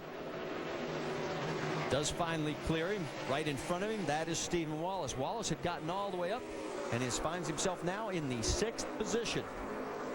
Gained a couple of spots on pit road, so he's making some more spots up on the track. Here goes the race for the lead. Here we go once again. Kyle Busch wants to take it away from Kevin Harvick. Sticks the nose in front as they head into 3. Well, he drives it in hard, too. Look at that. Just so good. Harvick's going to try to cross back over, but Kyle stays in the gas. And we'll have another lead change. We've had 6 different leaders today. 9 lead changes now, and here comes Harvick right back. We'd heard Kevin talk that his car was a little bit loose on entry earlier, so he wasn't able to drive it off in there like Kyle did and slide up in front. The one thing we haven't seen, oh no, the 70. Shelby Howard looks like he has scraped the wall on the right side, still under power. You can see everybody going by. No caution as of now. I was getting ready to say the one thing we haven't seen is a really long green flag run, so we don't know who has what in that situation. We've had a total of 5 cautions here within the first 70 laps.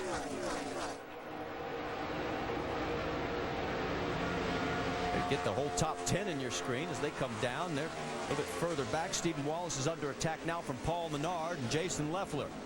Menard goes low.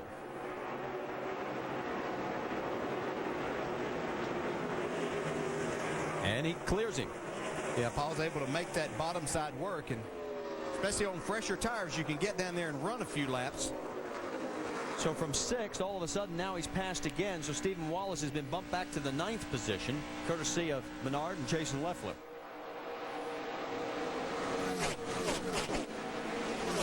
Here we are at the Ford 300 after 70 laps. There is your top 5. Kyle Busch looking to go through 2 for 2 this weekend.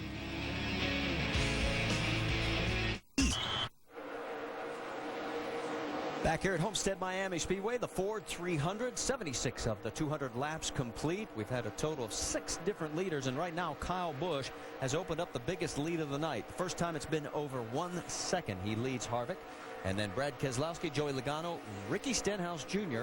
rounding out your top 5. Now, let's go back to the restart and show you. I mean, then this is the way Kyle has been driving all the time. Yeah, he's just one of the best I've ever seen on these restarts. He's always ready to go and in the gas. Does such a good job of getting the power down and not spinning the tires the majority of the time. Yeah, boy, when you got a driver like that as a crew chief, it feels good to know that you can make those spots up whenever you need to. He hit the wall last night in the truck race with 23 laps to go, fell back to 17th, came back to win it, and right now he is running 1.2 seconds ahead of Kevin Harvick. He's putting on a 1/10 of a second a lap. And you can see what he's done this year. Just in 2010, the 12 wins, a single season nationwide series record, 8 in the Camping World Truck Series, 3 on the Sprint Cup side, and of course he's got a shot to make that 4 tomorrow. And he's already done the triple once. Remember back at Bristol, he won the truck race, nationwide race, and the Sprint Cup race. Let's check in on this battle for 9th because it's getting good between the teammates. You got 66, Stephen Wallace, and he's looking back at Brendan Gaughan. Yeah, Rusty's glad to see them both up there running inside the top 10. He's wanting them to be really careful right now. See Brendan make that pass on the inside. Yeah, Brendan's the guy that usually likes the outside. Takes that spot on the bottom, though. Let's get an update on Brendan Gaughan. Doc? Actually, I'm going to comment on Stephen Wallace first, guys. Stephen obviously started 25th, but all the way to 6th, and the car got very, very tight. They made an adjustment a moment ago, and now he's using a lot of racetrack. Stephen actually saying he's been running the high groove, and it's really chattering the tires up high. They're working high, working low. The good thing about this racetrack, DJ, is that you know you can change the groove and change the handling of the car, which is exactly what Stephen's trying to do right now. Yeah, you're exactly right. As we see Ricky Stenhouse go into that 4th spot, going by Joey Logano, having a great run tonight. But you're exactly right. If your car is doing one thing, you can move around, use a little more of the banking or a little less of it to make your car hopefully do something a little bit different and more to your favor. Significance of Stenhouse getting around Logano, moving him into the top 4. His competition for Rookie of the Year, Brian Scott, is back in 12th position. And remember, Stenhouse came in with an 8-point lead. He is pulling away from Joey. Yeah, and once again, just been really impressive. The more that he's gotten used to these cars and more he's been able to work with his race team, just a very solid second half of the year. Now, this is the longest green flag run we've had so far. Just looking at lap times, it looks like Kevin Harvick might be just a little bit quicker than 18 of Kyle Busch. Dave, you've got an update on Ricky Stenhouse? Yep, just a little bit loose in the race car right now. But remember, for Rookie of the Year, this was a come from behind. And crew chief Mike Kelly believes in camaraderie. He made him a bet at Daytona. If you're leading the rookie points going into Homestead, we will wear cowboy boots to celebrate your love of rodeo. At the beginning of the race, every crew member had them on. They were standing on top of the wall. The over-the-wall pitting guys, they had to take them off in deference to some grip issues. But Mike Kelly continues to wear them, and he's team built all year with young Ricky and these guys on the Roush Fenway number 16. Well, and it's been a heck of a turnaround. 5 DNFs for crashes in the first 12 starts this year. 0 in the last 19 starts, and he finished 9th last week at Texas. He's running in 4th. They're all chasing down a familiar name. Kyle Busch is up front here at the Ford 300 at Homestead Miami Speedway. It's time for our 5-hour energy rapid recap. What's happened so far? Danica Patrick qualified 5th and was kind of in the middle of the soup a couple times in the beginning of this race, including when she got on a different pit schedule and was leading the race for a time. Yeah, it looked like they started the race car out really tight. She had a great qualifying lap. She had to hit pit road on the first caution and get that car loosened up, and has having a tough time keeping up with the pack, but has moved back to 21st. Already had 5 cautions. Here's one of them. Justin Allgaier had gotten just right side tires on a pit stop. He and Eric Almirola had tangled last week in Phoenix. Carl Edwards was just a victim. Yeah, I don't really know if the 88 and the 12 were thinking about last week, and I believe that Eric Almirola's got so close to 12, got him loose, and this is what happened. But it looks like Carl Edwards is on the rebound now, and he's driving that baby back up to the front. He's in 16th position right now. And Casey Kane also a victim of that wreck. Watch this on a restart from Kyle Busch in the 18. Kyle Busch says, I'm going to show you how to restart. I got some power. He got back behind on the pit stop, drove back on by there. There's this crew chief going, man, I'm glad that car's not 2 inches wider than it is. That boy drives it. And imagine guess what? that. Yellow flag again. Number 6, just shy of halfway. 91 of 200 laps are completed. The leaders have already used up 2 of the sets of tires they have at their disposal. Ray, that was a pretty long run. We went back racing at lap 66. Yeah, you know, they're limited on tires. I'm trying to calculate. They should have 2 to 3 more sets left, but there's over 100 laps left in this race. I have not seen the tire drop off that I thought I was going to see. The tires are dropping off, but not near as much as I thought they would. It's because they haven't been able to run a lot of green flag laps in succession. That may be. Well, you got to believe that the racetrack's really changed now. They started this race during the day, and now it's pitch black here down in Homestead, Florida. The track is cooling off quite a bit, and this is the point of the race where the crew chiefs and the drivers have got to stay up with their cars. Some of the cars are getting real tight, some are getting real loose, and they just got to make those adjustments to keep those things running fast. Well, that's the key word. These race cars are really keeping a lot of speed up as the track cools down. The grip comes up. So you're right. They got to make adjustments to get that car to where it drives into the track, because the ability to get a car going really, really fast and maintaining great speeds is there if you can adjust to it. But you got to keep up with it. Last set of pit stops coming off the pit lane. Kevin Harvick just got up to the side of Kyle Busch enough that Kyle, who was farther down pit road than Kevin, where his stall is, couldn't squeeze him off and gave up the lead on the stops to Harvick. Now they'll come down pit road 1 and 2 again. Yeah, and we saw that Harvick has actually got his former number 29 crew, as we talked about before, the bringing in the Cup guys against some of these Nationwide guys who are trying to get experience. Sometimes that's kind of like playing basketball against the little guys. Some of the little guys are good, but yeah, I get what you're trying to say. You were watching us yesterday, were you?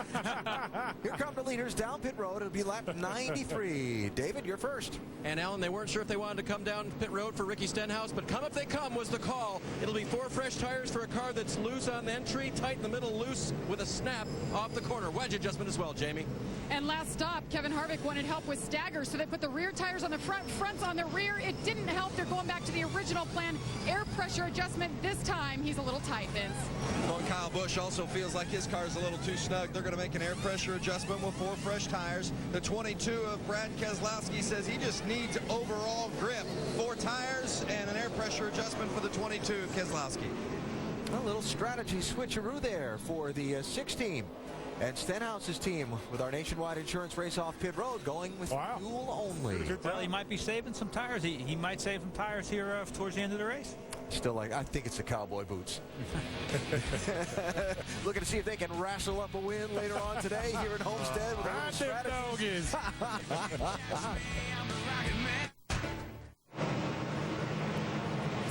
All right, back here at Homestead Miami Speedway, we have 3 wave rounds to tell you about. Morgan Shepherd, Jason Keller, Michael Annett. That'll get them back on the lead lap. The lucky dog's going to go to Kenny Wallace here at the Ford 300 at Homestead Miami Speedway. We've got 95 laps complete right now. Let's set it for you. Ricky Stenhouse Jr. is out in front. Now, Brad Keselowski is going to restart 5th. And watch what happens to the rear tire changer on the 22. As they complete this stop on the right side, trying to get around the car quick, plants his foot right on the air hose and goes down hard. See, it costs him a lot of time on the left side. And looks like he might have a little package of ice there that he's working with. Yeah, he went down pretty good there. Yeah, that left elbow and the wrists are what usually end up getting banged because they've got the knee pads from when they're doing their jobs normally. But let's reset it for you. We told you Brad's 5th. It's Stenhouse, then Kyle Busch, Harvick, Truex. That's your top 4. Behind Keselowski, it's Leffler, Menard, Bain, Edwards, Logano. That's your top 10. Stenhouse takes the high side, and we get ready to go back to green flag racing here at Homestead Miami Speedway. Yeah, I hope this is not a huge mistake by Ricky Stenhouse and his crew, putting him out there on older tires full of fuel. Well, it's not going to look good right now, but if he can run a few laps here, and they'll have an extra set of tires if this thing goes down to the end here where you have a few caution flags. He's on the high side of a 3 wide. And Kyle Busch shoots out of the cannon again, retakes the top spot. And here we go down into 3. Harvick slams the door on Keselowski. Yeah, look at Truex now. He's on the move. Trevor Bain side by side with Menard. They almost have contact. Jason Leffler in the 10. And look where Carl Edwards has worked his way back to. Remember, he was back 34th one time, came back and took another stop, was like 32nd on the restart before the last. And here he is running in the 8th position. Doc, what's the latest on Carl? Well, give the crew an A for effort. I mean, they have been on pit road a total of 9 times during the caution flags to pop rivets some sheet metal on the right side. They use sheet metal screws, pop rivets to try to fix a hole on the right side of the car, right in front of the right rear tire. The car is running better, much better. That's the good news. The bad news is they have made 3 sets of tire changes. They have 1 set of stickers left, and we have 102 laps to go. Well, that should be on par with the rest of the leaders, though. They all should have 1 more set of sticker tires left to go in the car. And that's why I say Ricky Stenhouse might be at a little advantage if he can kind of hang on here, because he's got 2 sets left down there. Well, he's already been bumped back to 7th, and he's getting a little twitchy up on that high side. Trevor Baynes right behind him. Dave, what are you hearing? Crew Chief Mike Kelly was very hesitant to come down pit road because he didn't want to use the tires so early. And in the end, he didn't use any. Here's what he said to Ricky after the restart. All right, man. This is the bet I made. I'll be all right. Just need you to do what you can for me here. I know we're going to take a beating here for a little bit, but I'm trying to win this race.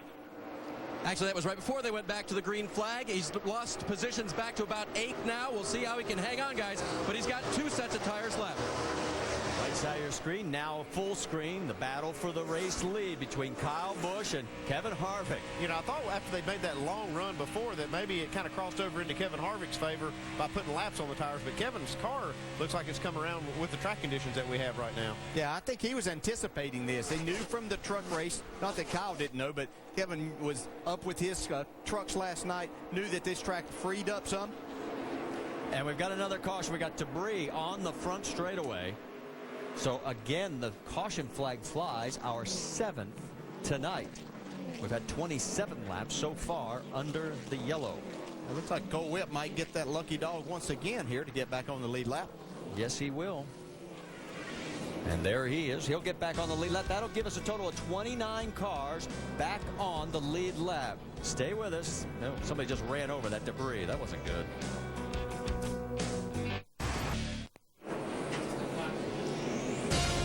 ABC Saturday Night Football delivers regional action. Most of the nation will see Taylor Martinez lead the 8th-ranked Cornhuskers against Ryan Tannehill and the tough Texas A&M.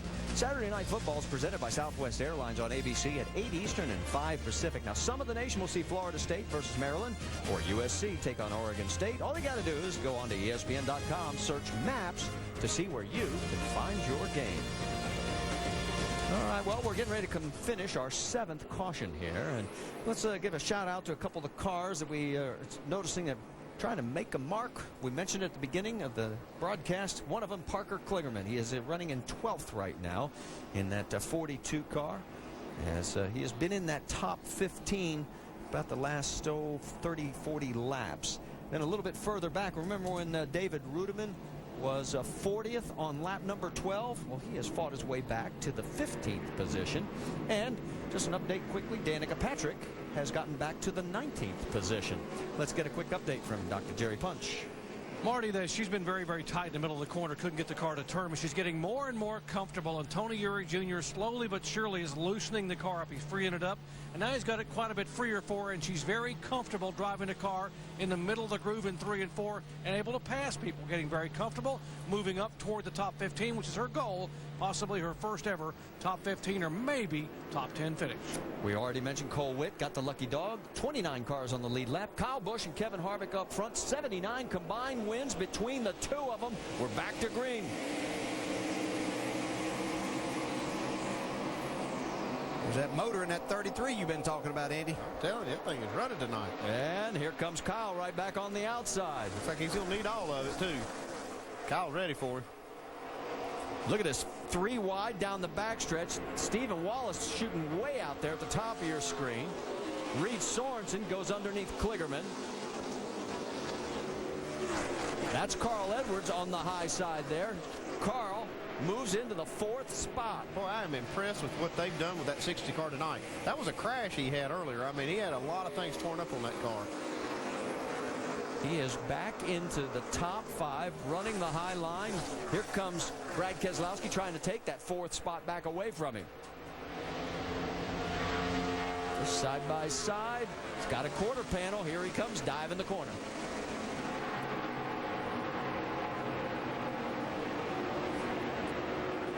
See Carl able to keep the momentum of that forward up on the high side. Not going to let Keselowski have that 4th spot right yet. Carl holds onto it. Now he goes down low. 7 Nationwide Series championships among the drivers in the top 5. These two going after each other again. This has been some great action on these restarts between both these guys. Our last green flag stretch was 27 laps. The longest, I should say.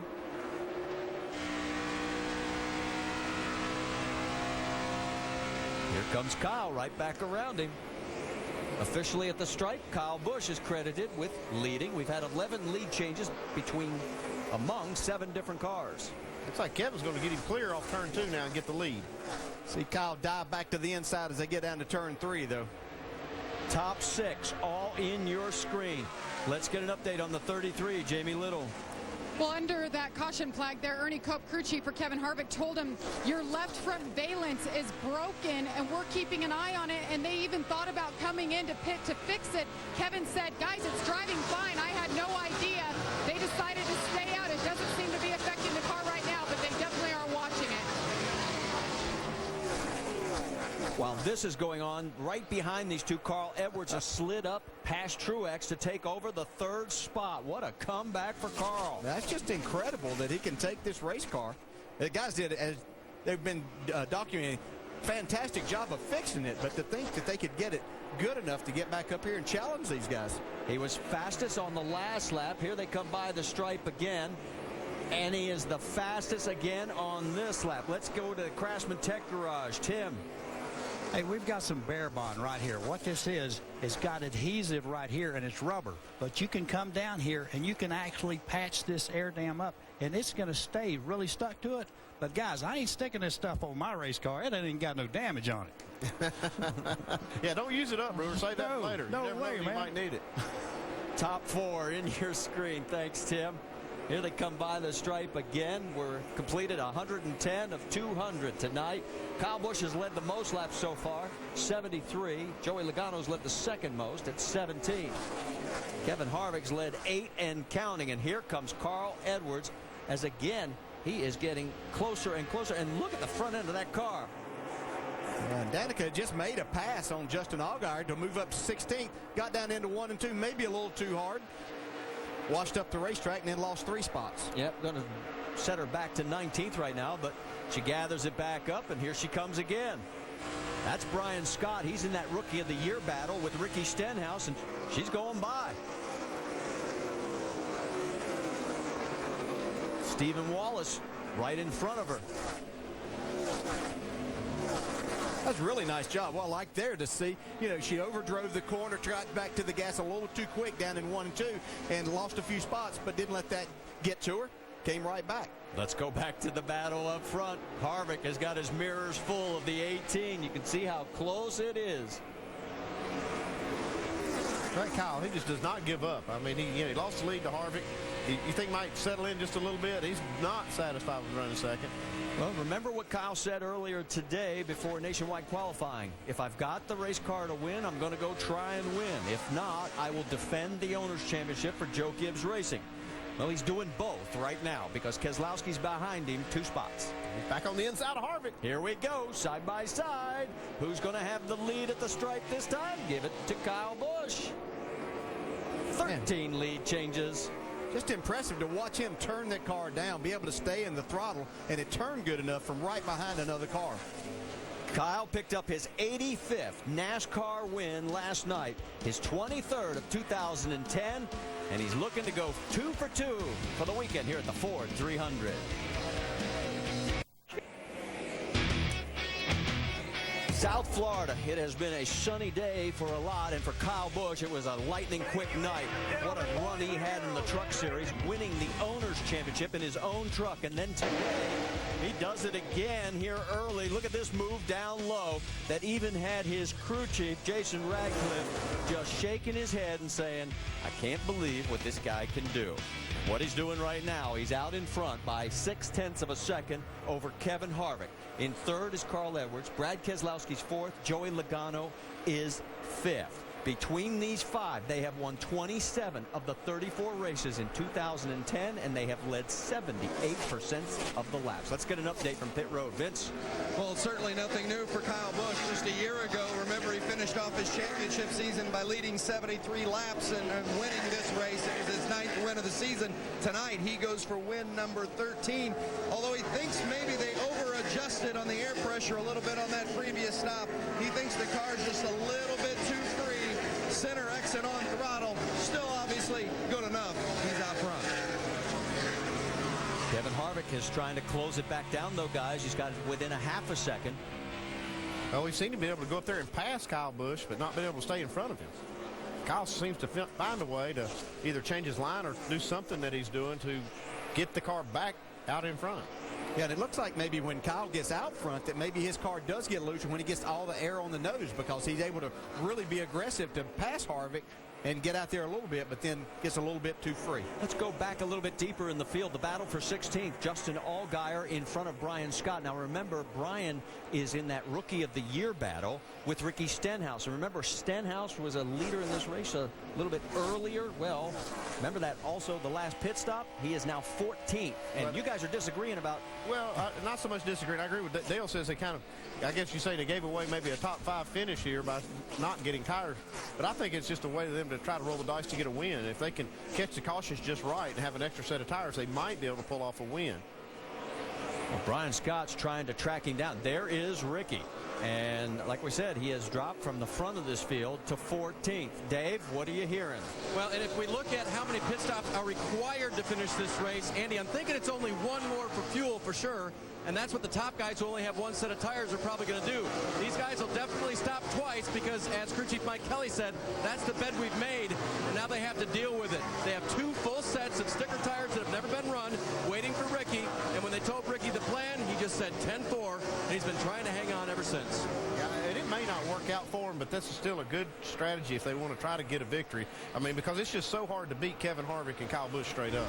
Battle for 7th. Look at Trevor Bayne on the high side going around Jason Leffler, and all Leffler can do is wave goodbye. So move Trevor up into that spot. He's now got the 7th position, and from his camera looking back, he's trying to pull away. Yeah, Trevor Bayne's done a nice job in fitting in over at Roush Fenway since making that move a few weeks ago. Really a lot of talent in this young man as a race car driver. And as we saw in that one pit stop, he's got a makeshift crew, and that's what's really hurting him. He has 10 top 10 finishes in 2010, but he's still looking for his first top 10 since coming over to Roush Fenway. Even with that pass last lap, he was the 2nd fastest car on the track. Check the drill. Uh-oh, looks like Kevin Harvick might be running hot. Well, there might be a report, a little bit of contact also. Can't tell from there. Let's take a look. You see, he has a run coming off the corner here. Oh, a lot of contact. Talking about. Where? That's Chase Mattioli right in front of him there. And Mattioli's 31st, 2 laps down, and ouch. Yeah, I need to check that headlight area and that grill area, see if they've got a hole in it.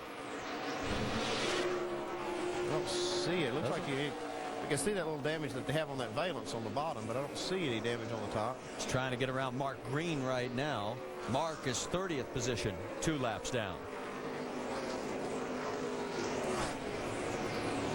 Doesn't look too worse for wear. His last lap was a 33.4. Kyle's was a 33.1.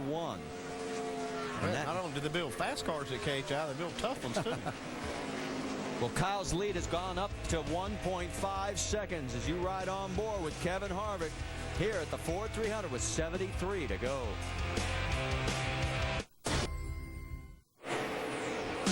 This week on ESPN's Monday Night Football, battle of AFC West rivals. Kyle Orton leads Denver into San Diego for a mix-up with Phillip Rivers and the Chargers. Broncos-Chargers, ESPN's Monday Night Football. That's at 8:30 Eastern, and our coverage begins at 7 Eastern with Monday Night Countdown, and that's served up by Applebee's. Got a caution on the track. The 17 of Trevor Bayne had a great run going, but he has hit the wall, and can't tell whether there was a tire issue before the contact. But our 8th caution of the day. The tire gave up, but it took off on me into the wall. It doesn't feel like there's one down, so I don't know what happened there. But the right side of the car is pretty much done. Yeah, he's got that part of it really hit correct. that wall right side. Looks like he does have a tire down there. Looks like maybe both of them. Let's go look at it. He was running 7th at the time. Yeah, a little hard to tell from that angle. The worst part about it was he couldn't get it off the wall. It does look like the tire's down. Yeah, he may have had a tire go down. From his onboard.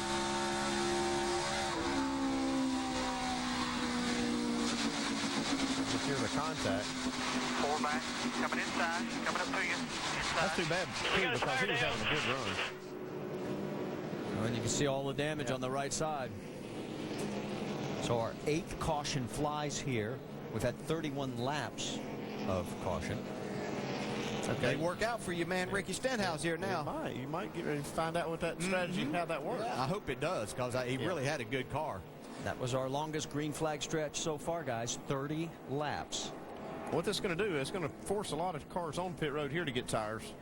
And it's 66 laps to go. Still a long way to go on one set. Yeah.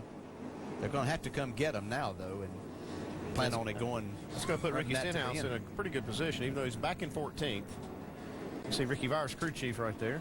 We get ready for pit stops. We'll tell you it'll be Jason Keller getting the free pass. That'll give us 27 cars back on the lead lap.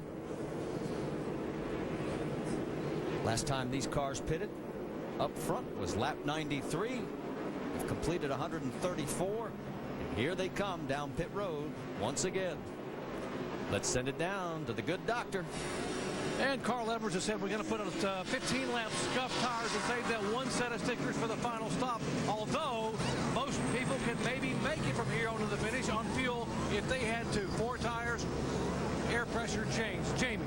A lot of back and forth in the 33 camp. First it was scuffed or sticker tires, then it was scuffs, then they said, heck, let's race the 18. Let's put some stickers on here. Air pressure adjustment, they will be short on fuel, Vince. Kyle Busch is about 5 laps short on fuel. He said he needs to have it snugged up just a bit. They're going to give him 4 tires and a half turn in the left rear. Brad Keselowski, entry and exit good, but tight in the center as you see the race off pit road. 4 tires and fuel for the 22. Carl Edwards picks up a spot, as does Brad Keselowski. Harvick's crew drops 2 at this time around. Sorensen picks up 3. And you can see the rest of the top 10 as they came off of pit road. Well, we can tell you that Kyle Busch has clinched the most laps led for the 14th time this year. Can he win this race? Stay with us. Into it. It's the NASCAR Nationwide Series, Ford 300 at Homestead Miami Speedway. Make sure to go to NASCAR.com for all your latest NASCAR information. See the field forming up for a restart. That'll come with 62 to go. Kyle Busch outside of Carl Edwards. A couple of things. We talked about Kevin Harvick losing some spots on the pit stop.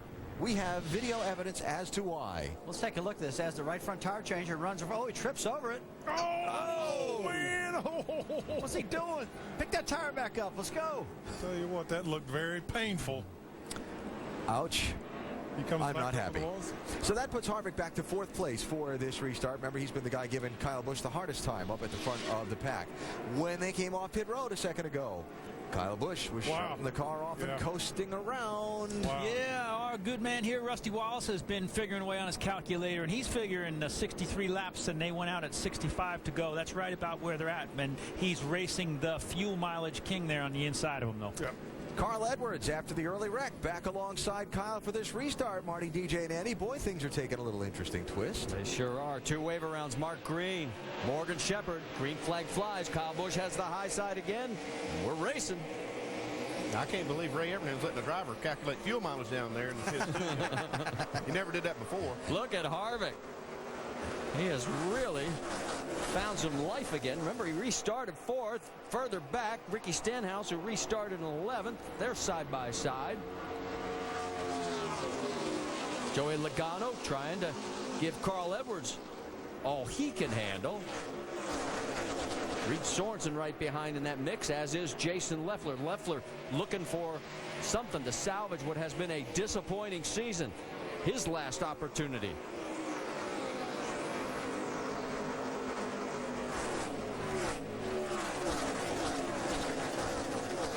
You can see you got 22 car Keselowski all over the racetrack. And right now, Keselowski has got to pick up some ground. He is 8th position in this all-important Owners Championship that he wants to bring home to Roger Penske. Kyle Busch well in command of it. Brad with a good run off of turn 4. Going to try the low side underneath. We're going to go 3 wide. That's Carl Edwards. Edwards' car is not as good this run early. Brad gets around both of them. Further back, little contact between Menard and Stephen Wallace. Here comes Stenhouse on those fresh tires. Yeah, making that work. Boy, he can really get his car down into the corner. Makes you wonder what kind of tires they might have put on Carl Edwards' car right there. He's back into the 9th position. Could Carl be in fuel conservation mode? Well, he could be, just like Dale said. They may have put some scuffs on his car, saving one set of tires for later. Problem is, we haven't gone more than 30 laps tonight without having a caution. Yeah, we're hearing they got 15 lap scuffs they put on Carl Edwards' car. That's why he's not quite as strong as he was earlier. Yeah, he's hoping he don't have to put much more than 15 more on him before he can get some stickers back on this thing. Left side of your screen. 2 friends from IndyCar. Sam Hornish Jr., the 3-time champ. Danica Patrick. And Sam takes over the 15th spot. But Danica right now doing what she needs to do. She's running in the top 20, has a chance for a top 15 finish. Meanwhile, Carl Edwards continues to fall back into the clutches of one after another. Brendan Gaughan's got a hold of him right now, and here comes Brian Scott in the 09. I bet they're thinking this wasn't the best idea they've had. Well, it wasn't the best time for it. You know, they kind of got forced into a few issues here with their car being crashed, but if they could have done this the last run, it would have put them back on the same kind of offense that you see Ricky Stenhouse on now. It's getting kind of late in the race for that strategy. Look who's coming up on the 60 right now. The 84 rookie Cole Witt, the 19-year-old. Remember, he was 1 lap down twice. Got the lucky dog twice. Right now, he is running in the 14th position. Hey, look at Stenhouse go on the top here. Stenhouse looking for the 5th spot, and he's got it on the high side around Logano. And for Stenhouse, who is looking to sew up the Rookie of the Year championship. Remember when he was 17 points behind Brian Scott in the rookie standings following the Daytona July race? He may claim the title tonight.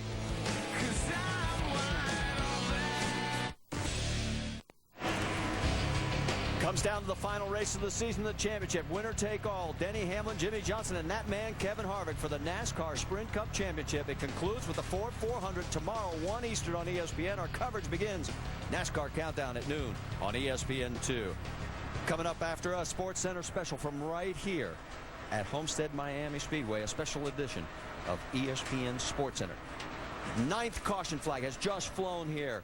We've had 35 laps under caution. There is the 92, and Brian Keselowski has a lot of damage on that right side.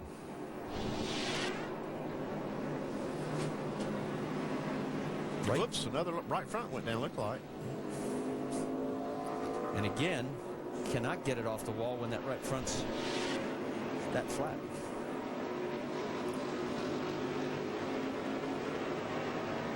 Team trying to get the fenders pulled out, possibly getting back out onto the racetrack. 2 cars that we should give a little love to. Eric Almirola, he was involved in that one crash. He's 21 laps down, still running in 34th. And Joe Nemechek came back out. He's 69 laps down, running in 35th position. Yeah, you see some of these cautions. You hope they'll fall in the right sequence to make your strategy work. This one here probably plays into Carl Edwards' hands. He can come in and get some stickers right now while these leaders will stay out. Yeah, what do you do if you're the 6th car, Ricky Stenhouse? He's driven all the way up to 3rd now. That's the problem. I'm not sure that this one fell just right for him. I think for his strategy to work, it needed to go on down a few more laps. But, you know, he's really got a good car. He might have a good enough car to win without that strategy. Well, Ricky's best career finish is 3rd back at Daytona in July. Yeah, you could hear Kyle had his car cut off there as we got with him. Matter of fact, he's coasting right now. They're just trying to save all the fuel they can under caution.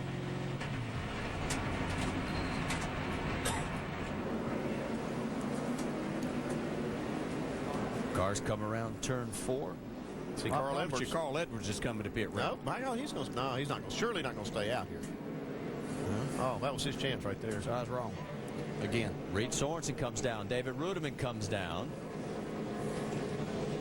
Several others further back in this field. You see Colin Brown making a pit stop as well. But the race leaders stay out with 49 laps to go. Let's check in on our in-race reporter. How about it, DJ?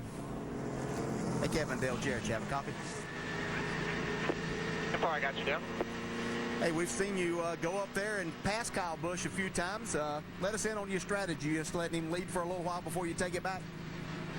It seems like my car is good for about 2 or 3 laps after the restart, and then I go through a 10 or 15 lap period where I get too loose, and then after that, I'm really good. So we'll see how it goes here. Should be a good race. This tire thing has got me a little worried, but we'll see what happens. Are you having to save fuel right now also? 10-4. We just crossed over to be good on fuel, so we're just trying to save for a green-white checker. All right, so far learned anything that's going to help your day tomorrow? Learned a couple things line-wise that I need to do that found some grip that are is a little bit better for me. So on both ends, really. So it's definitely paying off right now. All right, Kevin, thanks for talking. Good luck. Thanks, man.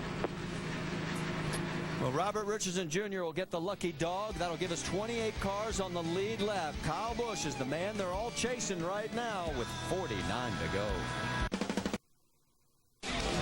Ford 300 in Homestead, Miami is brought to you by the new 2011 Ford F-150, built Ford tough, and Nationwide Insurance. Enter this code at codespotter.com for a chance to win a Roush Ford Mustang.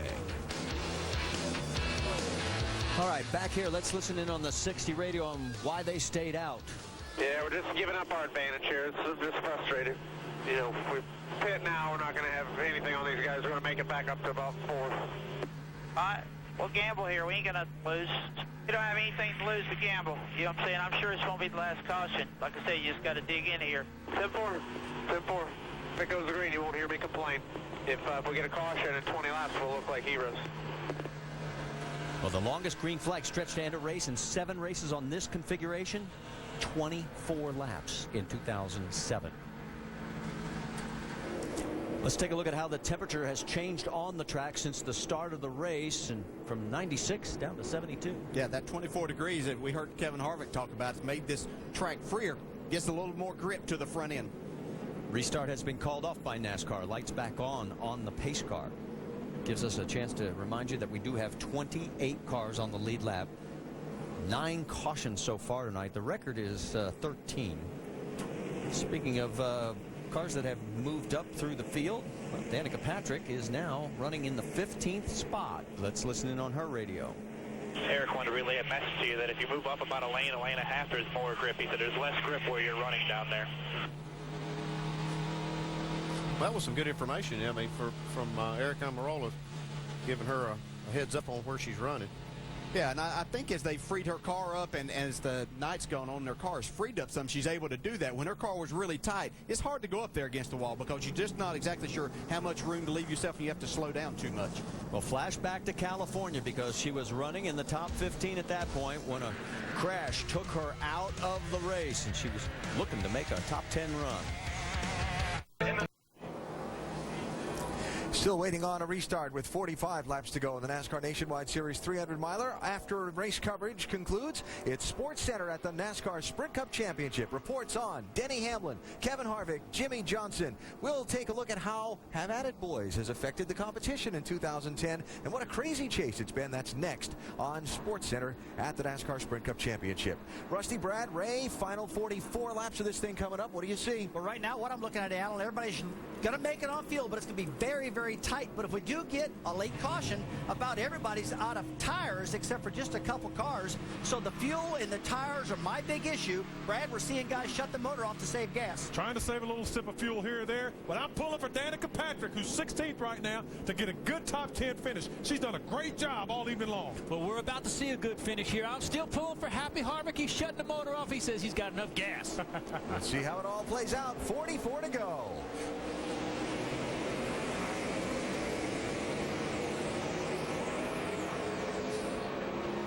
Whoa, you saw Stephen Wallace getting loose into turn number 1. Gathers it up. Joey Logano has to back out.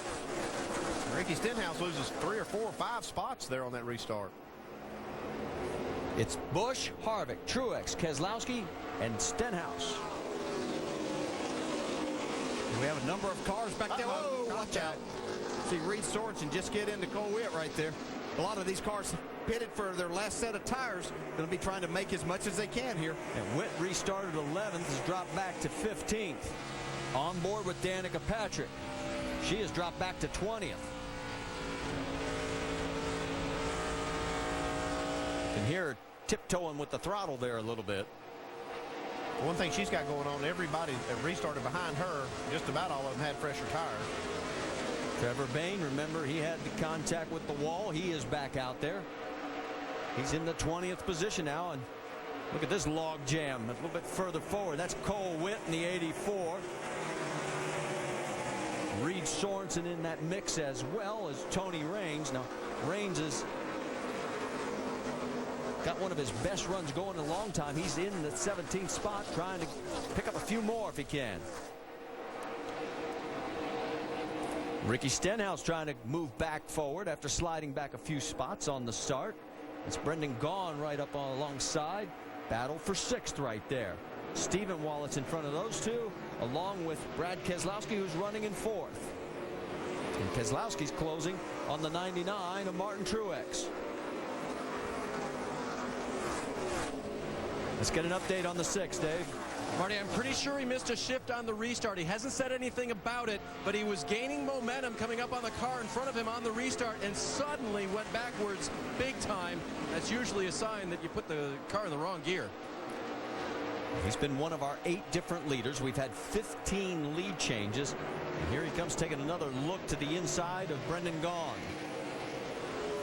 Back up front, you saw Kyle Busch, Kevin Harvick streak past. They've opened up about a 2.5-second lead over 3rd place Truex, Brad Keselowski. Then there you see Stenhouse as he does get around Stephen Wallace. So Stenhouse now into the, or I should say Brendan Gaughan. Stenhouse up to 5th, past Wallace, Gaughan, and the 16 of Colin Brown, slow on the track. It's We're still green as of right now. Keselowski, his hopes of winning the Owners' Championship for Roger Penske. Now the caution flies. Caution's out. Caution's out. Well, you heard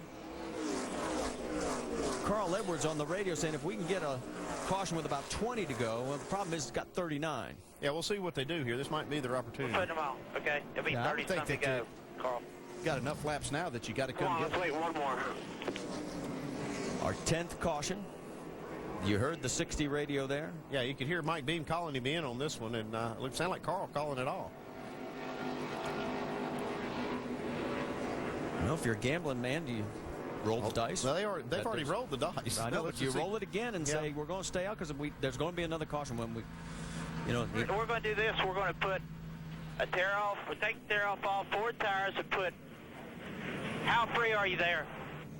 I'm about a 3 or a 4 loose end. You know, pretty darn loose end. The run before this on stickers, I was pretty good. So just a little bit, tighten up a little bit, getting in. Yeah, it sounds like they're going to go ahead and make that move right now. Yeah, and they're having to adjust, and you have to be really careful because they put those 15-lap scuffs on there. I'm sure the car is going to react differently with the sticker tires. Look like Jack telling him, just it's your decision to make. Make it. Yeah. And don't be wrong. Yeah. I used to love having Richard Childress sitting up there beside me on the pit box. Yeah, so I'm with you unless this doesn't work. Yeah. Right? 49 of Mark Green will get the lucky dog. That'll give us 29 cars back on the lead lap as we are in our 10th caution here at Homestead Miami Speedway. Next time by, there'll be 37 laps remaining. We told you Kyle Busch has already clinched most laps led tonight, 122. He's comfortably in control of the owner's points because he is ahead of Brad Keselowski, and he came in with a 41-point lead. You can see the 6 car. He's opting to stay out and save his tires if he's going to use that last set. Brendan Gaughan, the first to come down, along with Joey Logano and Carl Edwards. And let's send it to Dr. Jerry Punch. You heard Mike Beam call. Jack Russell, shoot me if I don't bring you in. in right now and put these 4 tires on. Around in the left rear, like you heard, 4 fresh sticker tires. They'll top it off with Sunoco fuel, and now Carl will have something to go after them. Jamie. And Brendan Gaughan has had a great run tonight. He's been loose, saying they need to tighten him up just a bit, putting on those 4 tires there. Scott, let's go over to Vince. The 20 of Joey Logano, way too loose. They made a chassis adjustment and air pressure adjustment and gave him those final 4 sticker tires. So everybody comes back out. That did come into pit road. There is Carl Edwards leading the way. Well, it's going to be fun to watch, see how this works out. To see how everybody cycles back through. Cars are on the backstretch right now. I guess we didn't realize that Joey Logano had an extra set of tires down there, too. He could be another one to really keep an eye on. Yeah, fast race car set on the pole here. This one, as a driver, is really fun. When you know those other guys don't have tires, you feel like you're the best in the world. Yeah, and I saw stickers on the 62 car also, so he's had a fast one. Ricky Stenhouse right now in the 5th position. Dave, what are you hearing? Marty, when the caution came out, Ricky did start talking. That was my fault, guys. Got a bad restart. Missed the gear. My bad. We'll get it better. Everything okay with the motor? Oh, 10-4. I just didn't get it in gear. I didn't go back to the throttle. And you heard the good news there. He didn't go back to the throttle, so the motor did not over-rev. He didn't shove it back into gear. He also wondered, are we going to use that extra set of tires, Mike Kelly, that we got sitting back here? Mike said, I'll let you know. And Ricky's like, okay, you want me to just drive? He's like, yeah. But maybe one more caution, guys. You think they'll get it? Yeah, it looks like we will. We've had so many tonight. I mean, they may still have a chance to use that set of tires. Our 2 longest green flag runs tonight have been 27 and 32 laps. So, yeah, the odds are with 36 to go, we're going to get one more. This last race, I'd hate to have them sit and take them back to the shop. Yeah, I know. They'll just get old sitting at home.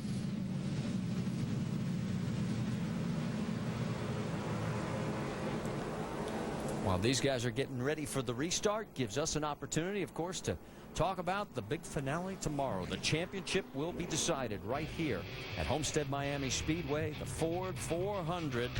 It'll be on ESPN starting at 1 o'clock Eastern. Alan and the gang will get things kicked off over on ESPN2 at 12 noon with the final edition of Countdown.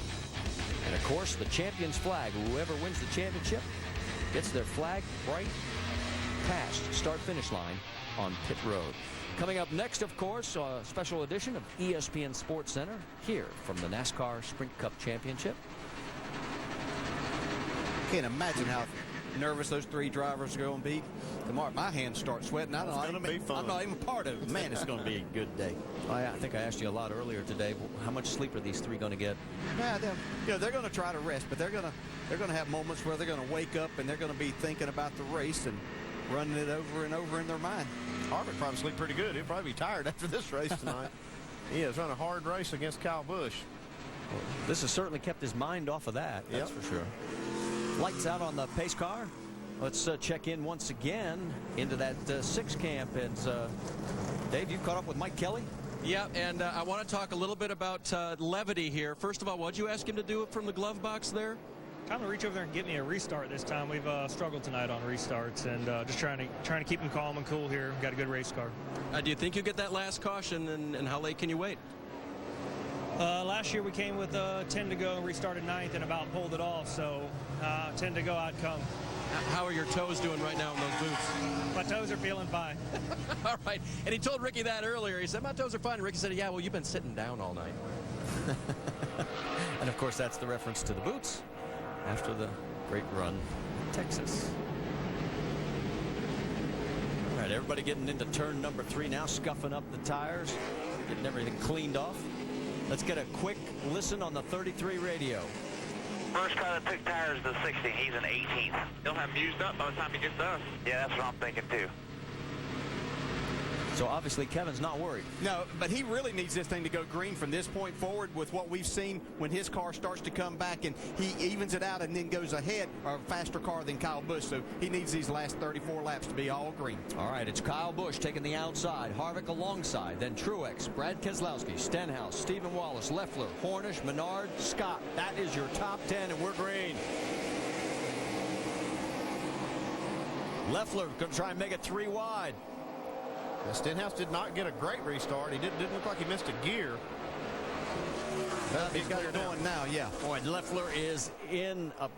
Man, he just made it through. At one point, they were really squeezing on both sides. See Steve Wallace there wiggling his car back and forth, trying to get his tires cleaned off, a little heat in them. Doing a great job here tonight. Wallace right there in that shot. He's got Keselowski view of the 33 and the 22. Yeah, he's got a good run going now. He's already cleared Harvick. So you've got Kyle Busch up front. Now there's Keselowski and Harvick side by side. Stephen Wallace up to 4th. Could be a career night for the young man. 5th is Martin Truex. Stenhouse is in 6th. Harvick didn't have any trouble going right back by Keselowski.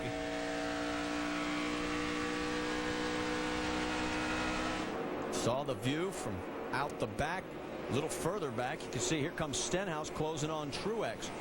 Yeah, if you look back just a little farther, you can see Carl Edwards trying to make his way back up to the front. How about Trevor Bayne and the rebound he has made? Sparking, but still moving back forward. Let's get an update from pit road. Dave Burns. Crew Chief Ricky Byers did a smart thing. When they had the damage, they put on an older set of tires on the run just to see how it would react. They found they had a slight rub. They think they've solved that, and now they put on their last pit stop, their set of sticker tires. And Trevor has a pretty fast race car. These Roush Fenway cars seem to keep bouncing off the wall and coming back. Well, they just got around Sam Hornish Jr. picking up the 7th spot. Here goes the lead. Goes the lead with the 33. Kevin Harvick going around Kyle Busch. Here comes Stenhouse alongside. He's got Stephen Wallace. This is for position as well. And Stenhouse just drive his car off into the corner. Takes his car, looks like about 4 or 5 laps after these restarts. Then he starts moving forward, and he is flying then. So Stenhouse takes over the 4th spot.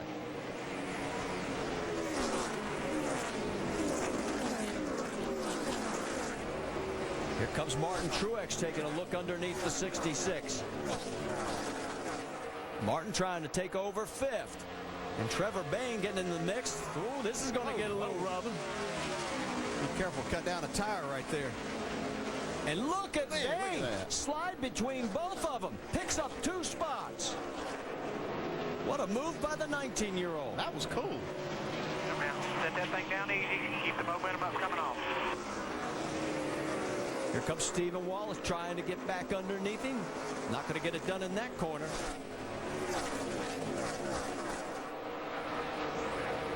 A little bit further forward. What is that on the track that everybody's running over? Saw stuff flying into the air there for a moment. Doesn't look like anything vicious or serious. How about Stenhouse? He is bad fast, I'm telling you. This thing is moving. Stenhouse up to 3rd. Vince, what are you hearing?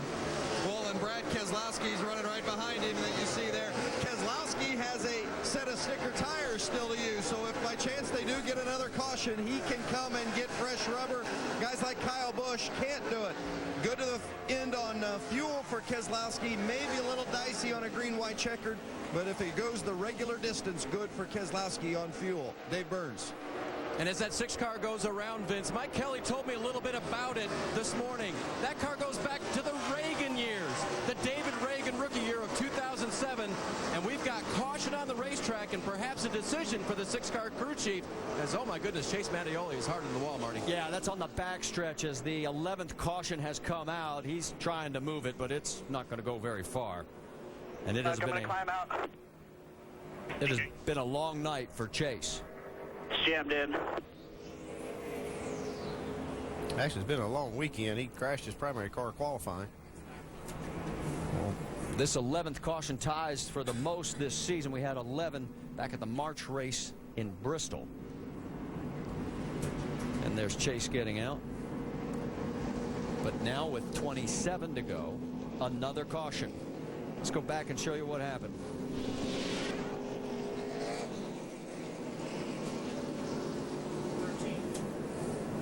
He got on the inside like Colin Brown there, and then he just lost it hard on the inside wall.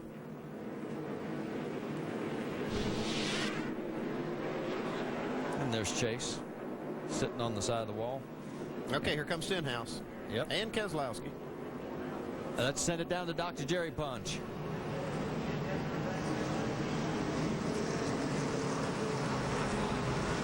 Final stop down here on pit road. The 22 car coming down. There's a 6 car, Ricky Stenhouse Jr. Final set of sticker tires and possibly a Rookie of the Year battle up for grabs. Spence. The 22 of Brad Keselowski says the car is good and clean air. I don't know what else to tell you. So Paul Wolfe said no changes. Just give me those 4 sticker tires. They're putting them on now. We'll see if Keselowski has the tires to make the difference to the finish. Brian Scott also pitted. He's about 3 cars behind Ricky Stenhouse. Remember, those are the 2 battling for the Rookie of the Year championship. And he needs to get ahead of that 6 car. Meanwhile, the guys up front, Harvick, Busch, Trevor Bayne in the 3rd after hitting the wall. Boy, we have seen some comebacks tonight. While we've got a moment, let's bring in Alan Bestwick and the guys from the pit studio. Let's talk a little strategy. What do you guys want to do here? What do you want to see? Well, imagine our 3-time champion crew chief Ray Evernham down here watching these guys on these different pit stop schedules and has opinions. Let's start with Carl Edwards. Yeah, they did the right thing. They came in, you know, my opinion, we were yelling back and forth. I'd have pitted Ricky Stenhouse. You know, I've worked with those guys too. But yeah, Carl Edwards did the right thing. Look, he's sitting there in 6th. He's got a fast car and fresh tires. Now, what about the guys that just stopped, like Keselowski? He's all the way back in 17th.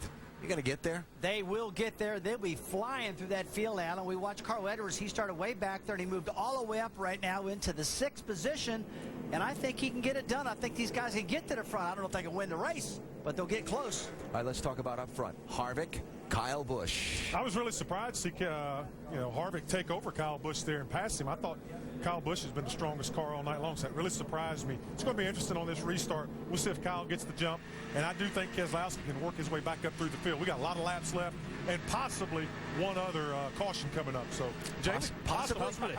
Based on what we've seen so far, Jamie, good possibility. That's right. A lot of possibilities right now. Ernie Cope kept your driver out there. 27 laps on the only set of tires you guys have down here. What's going to happen on this restart?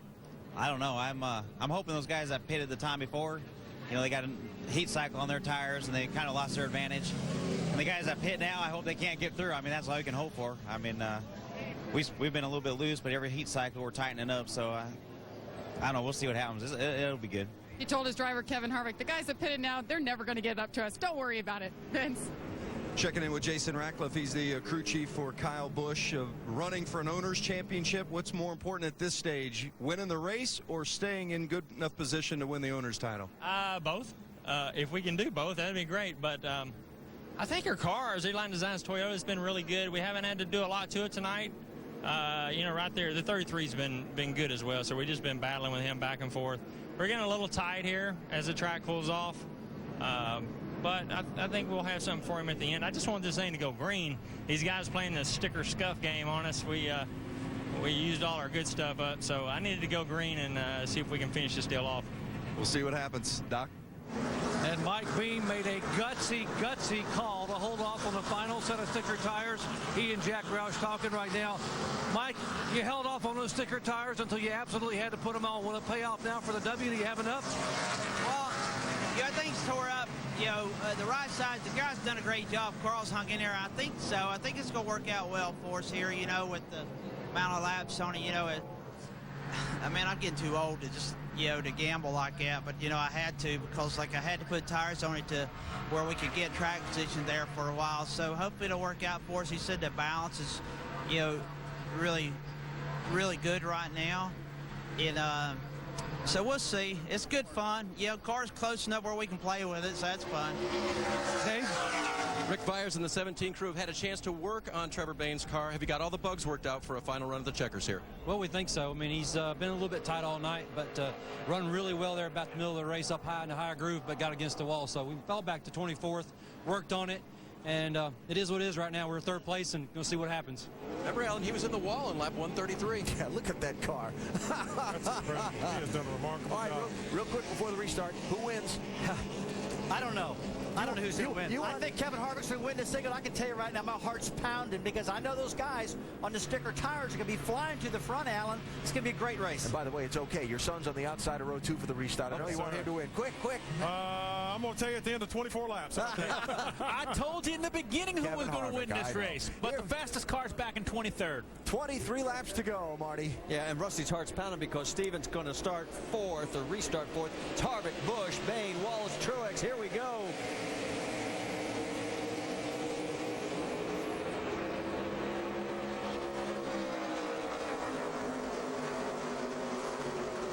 Harvick got a jump, but I don't think Kyle Busch has let up yet. I'm not sure Harvick has. Down the backstretch, 3 wide further back. That's Reed Sorensen in that mix. But here we go up front. Kyle trying to put a nose in front. Yeah, Harvick's going to try to stay on that quarter panel, not let him get that spot quite yet. They come down out of 4. Here comes on the crossover. It will be Kyle Busch leading this lap. 16 total lead changes. Harvick comes right back on him. Here comes Kyle Busch back to the high side. Drives it in hard down in 1 and 2. Yeah, look at Stephen Wallace hanging with him. Wallace is now up to 3rd. This could be a career best run for him. Justin Allgaier, remember when he was way back in this field. It's Wallace, Bain, and Allgaier. Those 3 right there going after each other.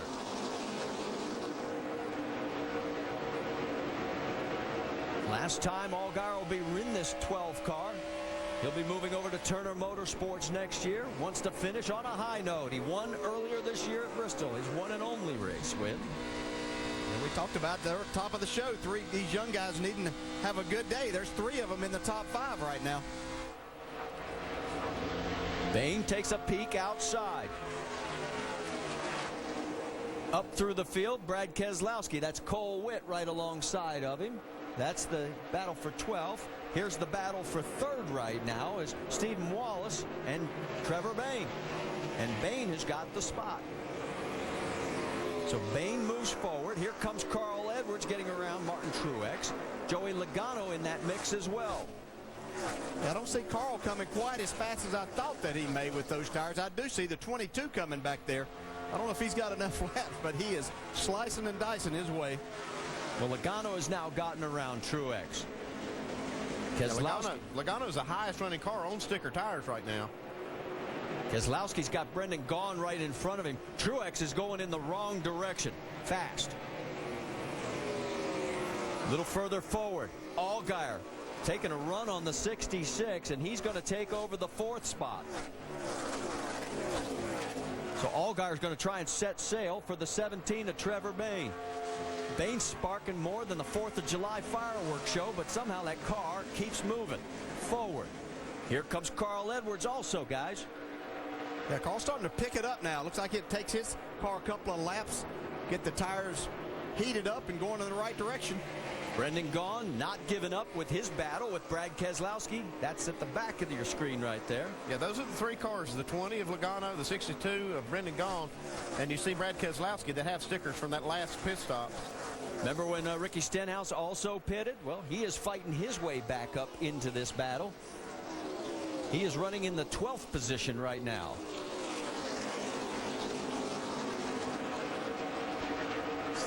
And there you see Martin Truex. Remember, Truex was pretty much in the top 7 all night long, and all of a sudden this last run, he has gone in the wrong direction. Brad Keselowski now going to try and make it 3 wide. He's going to try and clear both of the Rusty Wallace cars. So Keselowski, he keeps moving towards the front. Put him now into the 7th position. You know, with Brendan Gaughan going to the Truck Series next year, he's really giving this car a good ride for his last race in the Nationwide Series for a while.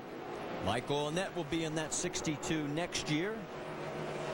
Boy, and Keselowski gets around Logano, so move Brad now up another spot, put him into 6th. Ricky Stenhouse is actually the fastest car on this last lap. The 60 and the 12. Carl has to pull back in. You can see the barrier bond starting to blow away on that right front corner. The view back from Allgaier. Not missing anything up front. Kyle Busch's lead is a half a second over Kevin Harvick. And now for the first time since we went back green, well, just as I was going to say it calmed down a little bit, here goes Carl taking a look underneath the 12. He looked at his mirror and saw that 22 car coming. He says, I got to go. Yeah, he was not going to clear him, and that's going to give Brad a chance to get up there and possibly make it 3 wide here in just a second. Carl with another good run here, and he clears him going into the corner. Let's get an update on Justin Allgaier. How about it, Jamie? Well, Justin Allgaier definitely wants to go out with a bang. At the start of this race, he came on the radio and thanked everybody on his team and at Penske Racing for 2 great years with this team. Of course, moving on to Turner Motorsports, as you mentioned. But remember, earlier on in this race, he got together with Eric Almirola, a lot of right side damage. This team has made 11 pit stops to repair this car, and you see now how racy he is into the top 5.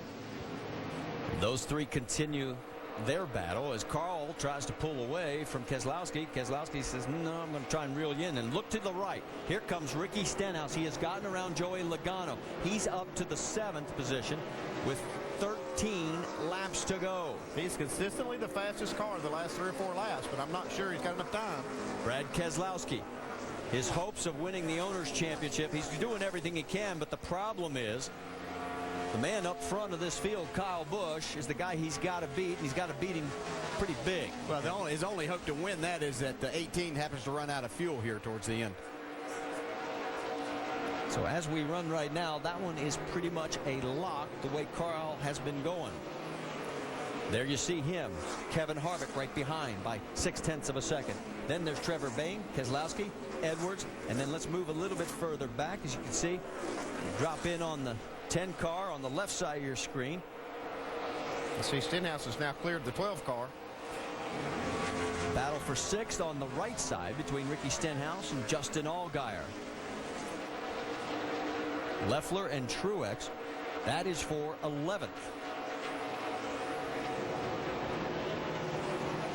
Now 11 laps to go here in the final race of the 2010 season. And for the first time since we went back to green, things have calmed down, at least for the moment.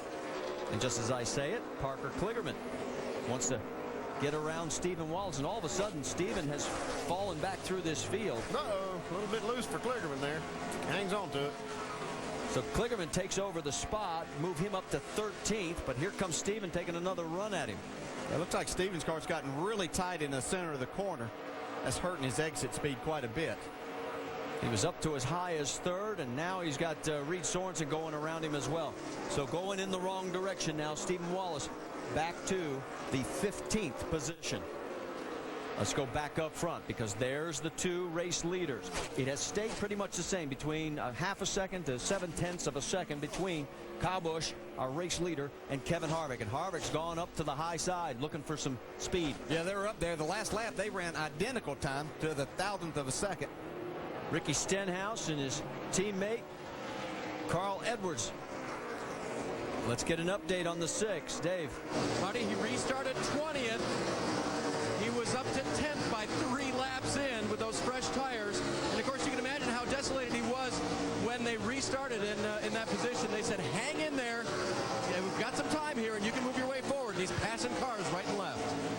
And his competition for the Rookie of the Year, Brian Scott, is all the way back in 18th. So if that holds station, you may be looking at the Rookie of the Year right there. Remember, there's still the committee vote, but we should know by the end of the race before we go off the air who the official Rookie of the Year will be for 2010.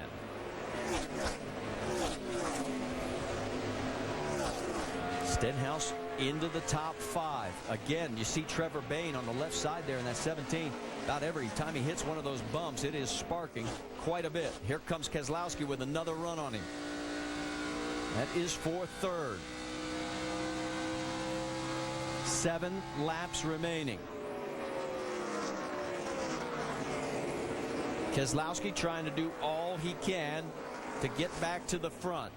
Takes the low line through the corner and looks like he will come up and clear. Looks like without a caution, Kyle Busch has this thing kind of handled, but if they have a caution flag, I believe that 22 car and maybe Ricky Stenhouse will have something to say about it. There is your race leader. Won the truck race last night. And if he pulls off the double, he'll be looking for his 2nd trifecta. Remember, he did it at Bristol earlier this year. Joey Logano, Justin Allgaier, that is for position 7th on the track. Brendan Gaughan in that mix as well. So you got 7th, 8th, and 9th right there. Been a little surprised today that Joey Logano hasn't been up challenging for the lead anymore.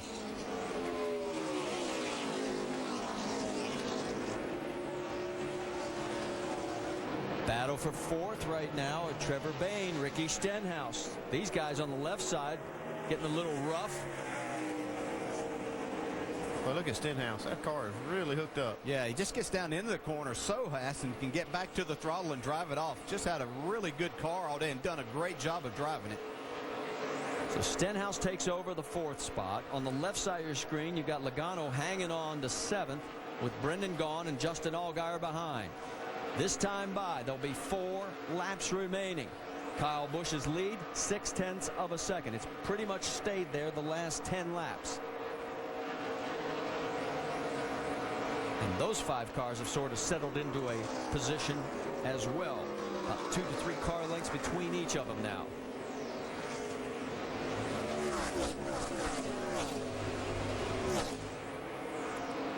Let's go back a little bit further for everybody who wants to know what Danica is doing. She's running in 19th. This could be a career best finish for her.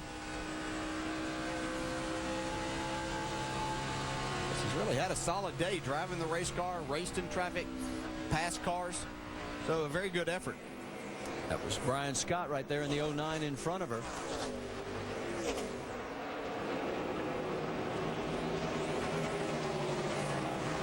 Brian's hopes of capturing the Rookie of the Year getting slimmer and slimmer as the laps wind down with just 3 laps remaining now.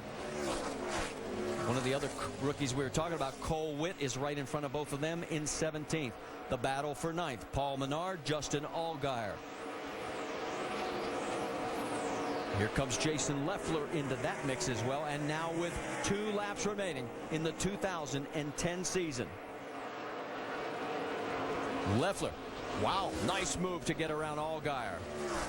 But now here comes Allgaier trying to cross over underneath him.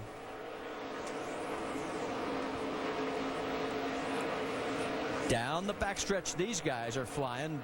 Meanwhile, over on the front stretch, the white flag is out for Kyle Busch. 1.5 miles for his 43rd Nationwide Series win. And his 2nd win of the race weekend after winning last night's truck race. Kevin Harvick has nothing for him right now. He's opened up the lead to 0.8 of a second.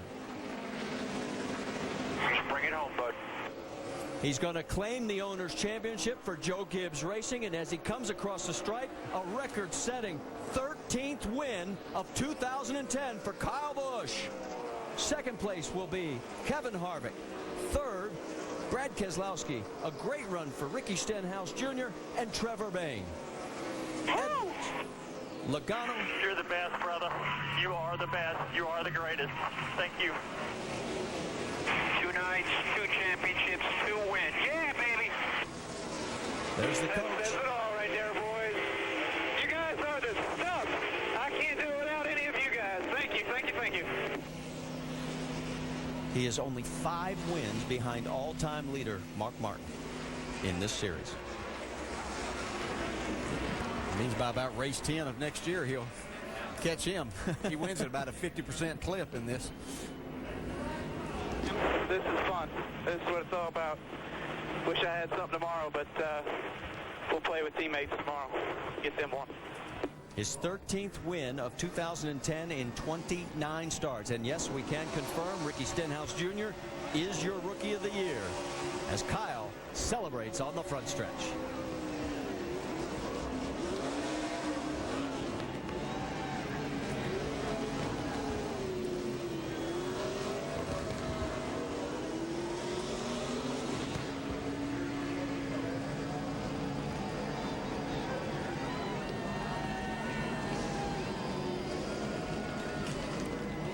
Somewhere in all that smoke, there he is. Of course, we'll have our official trophy presentation for our season champion, Brad Keselowski, and there is the flag being given to Brad. A great season for him. I know he's disappointed about not being able to win that owner's title for Roger Penske, but At the beginning of this season, I don't think many people would have expected that he'd have had the kind of year he had. Kyle takes the bow. But believe it or not, one of Kyle's records has just been broken by Brad Keselowski. He had his 26th top 5 finish, breaking the old mark of 25. Well, that's the way you win championships, is doing that. Brad Keselowski, a fantastic job all year long in this car.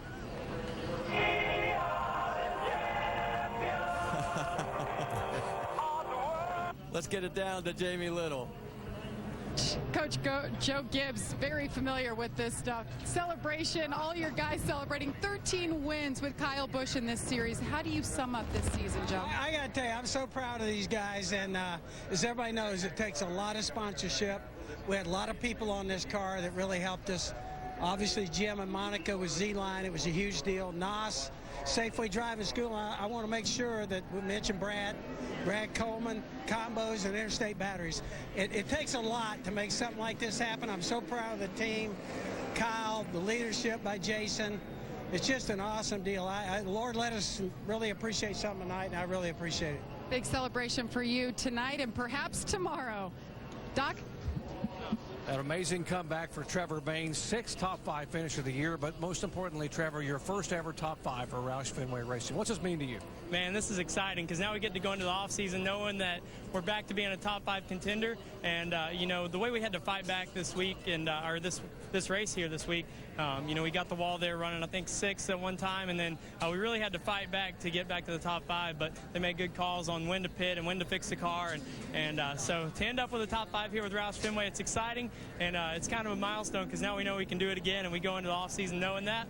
And we're just going to work toward next year and be really excited to get there. A great job. Thank you, sir. What a talented 19-year-old. Dave Burns. With second place finisher Kevin Harvick, and discussing with crew chief Ernie Cope the night that was, how badly did you not want to see that final caution? I didn't want to see it at all. Once you get the lead, you know, it's fun to, you know, to get that clean air, and we were on the verge of being too tight, and then after that last caution, we were just terrible tight. But just got to thank everybody on the whole team, Jimmy Johns, Ream, Chevrolet, everybody who is a part of this program. It's been a great year, and we've come a long ways as a company. I feel like we're competing to try to win races week in and week out. As a company, we won 4 this year, and you know, I feel like we could have won 10. So it's just a matter of getting adapted and keeping the consistency with the people. And you know, it's going to be a crowded stage there at the banquet this week with 2 different owner champions and 2 different driver champions. And Kevin, proud of his team this year, and maybe he'll get that owner's championship or the driver's championship one of these days soon. Again, Jamie. Busiest season of her career in the books, Danica. Hey, you got a down face, but it was your first lead lap finish, your best finish in Nationwide. It was 19th. Why are you so upset? Why am I so upset? I don't know. Because I was working my ass off to get by the 09 car, and I couldn't get by him, and so I'm mad. Because when you're running and where I'm running, it's not like I'm running for a win and I was mad. I have to find, like, little victories and everything. So I was faster than him, and I just couldn't get by. And it's not like it's that big of a deal. It's not like finishing 18th versus 19th is going to change the world. It's just like, yeah, I have to find the little victories. So we qualified really well. I mean, there's a lot of positives, but, you know, the competitiveness in me wants more. Well, you did a good job. First year in NASCAR in the books for Danica Patrick. Dave?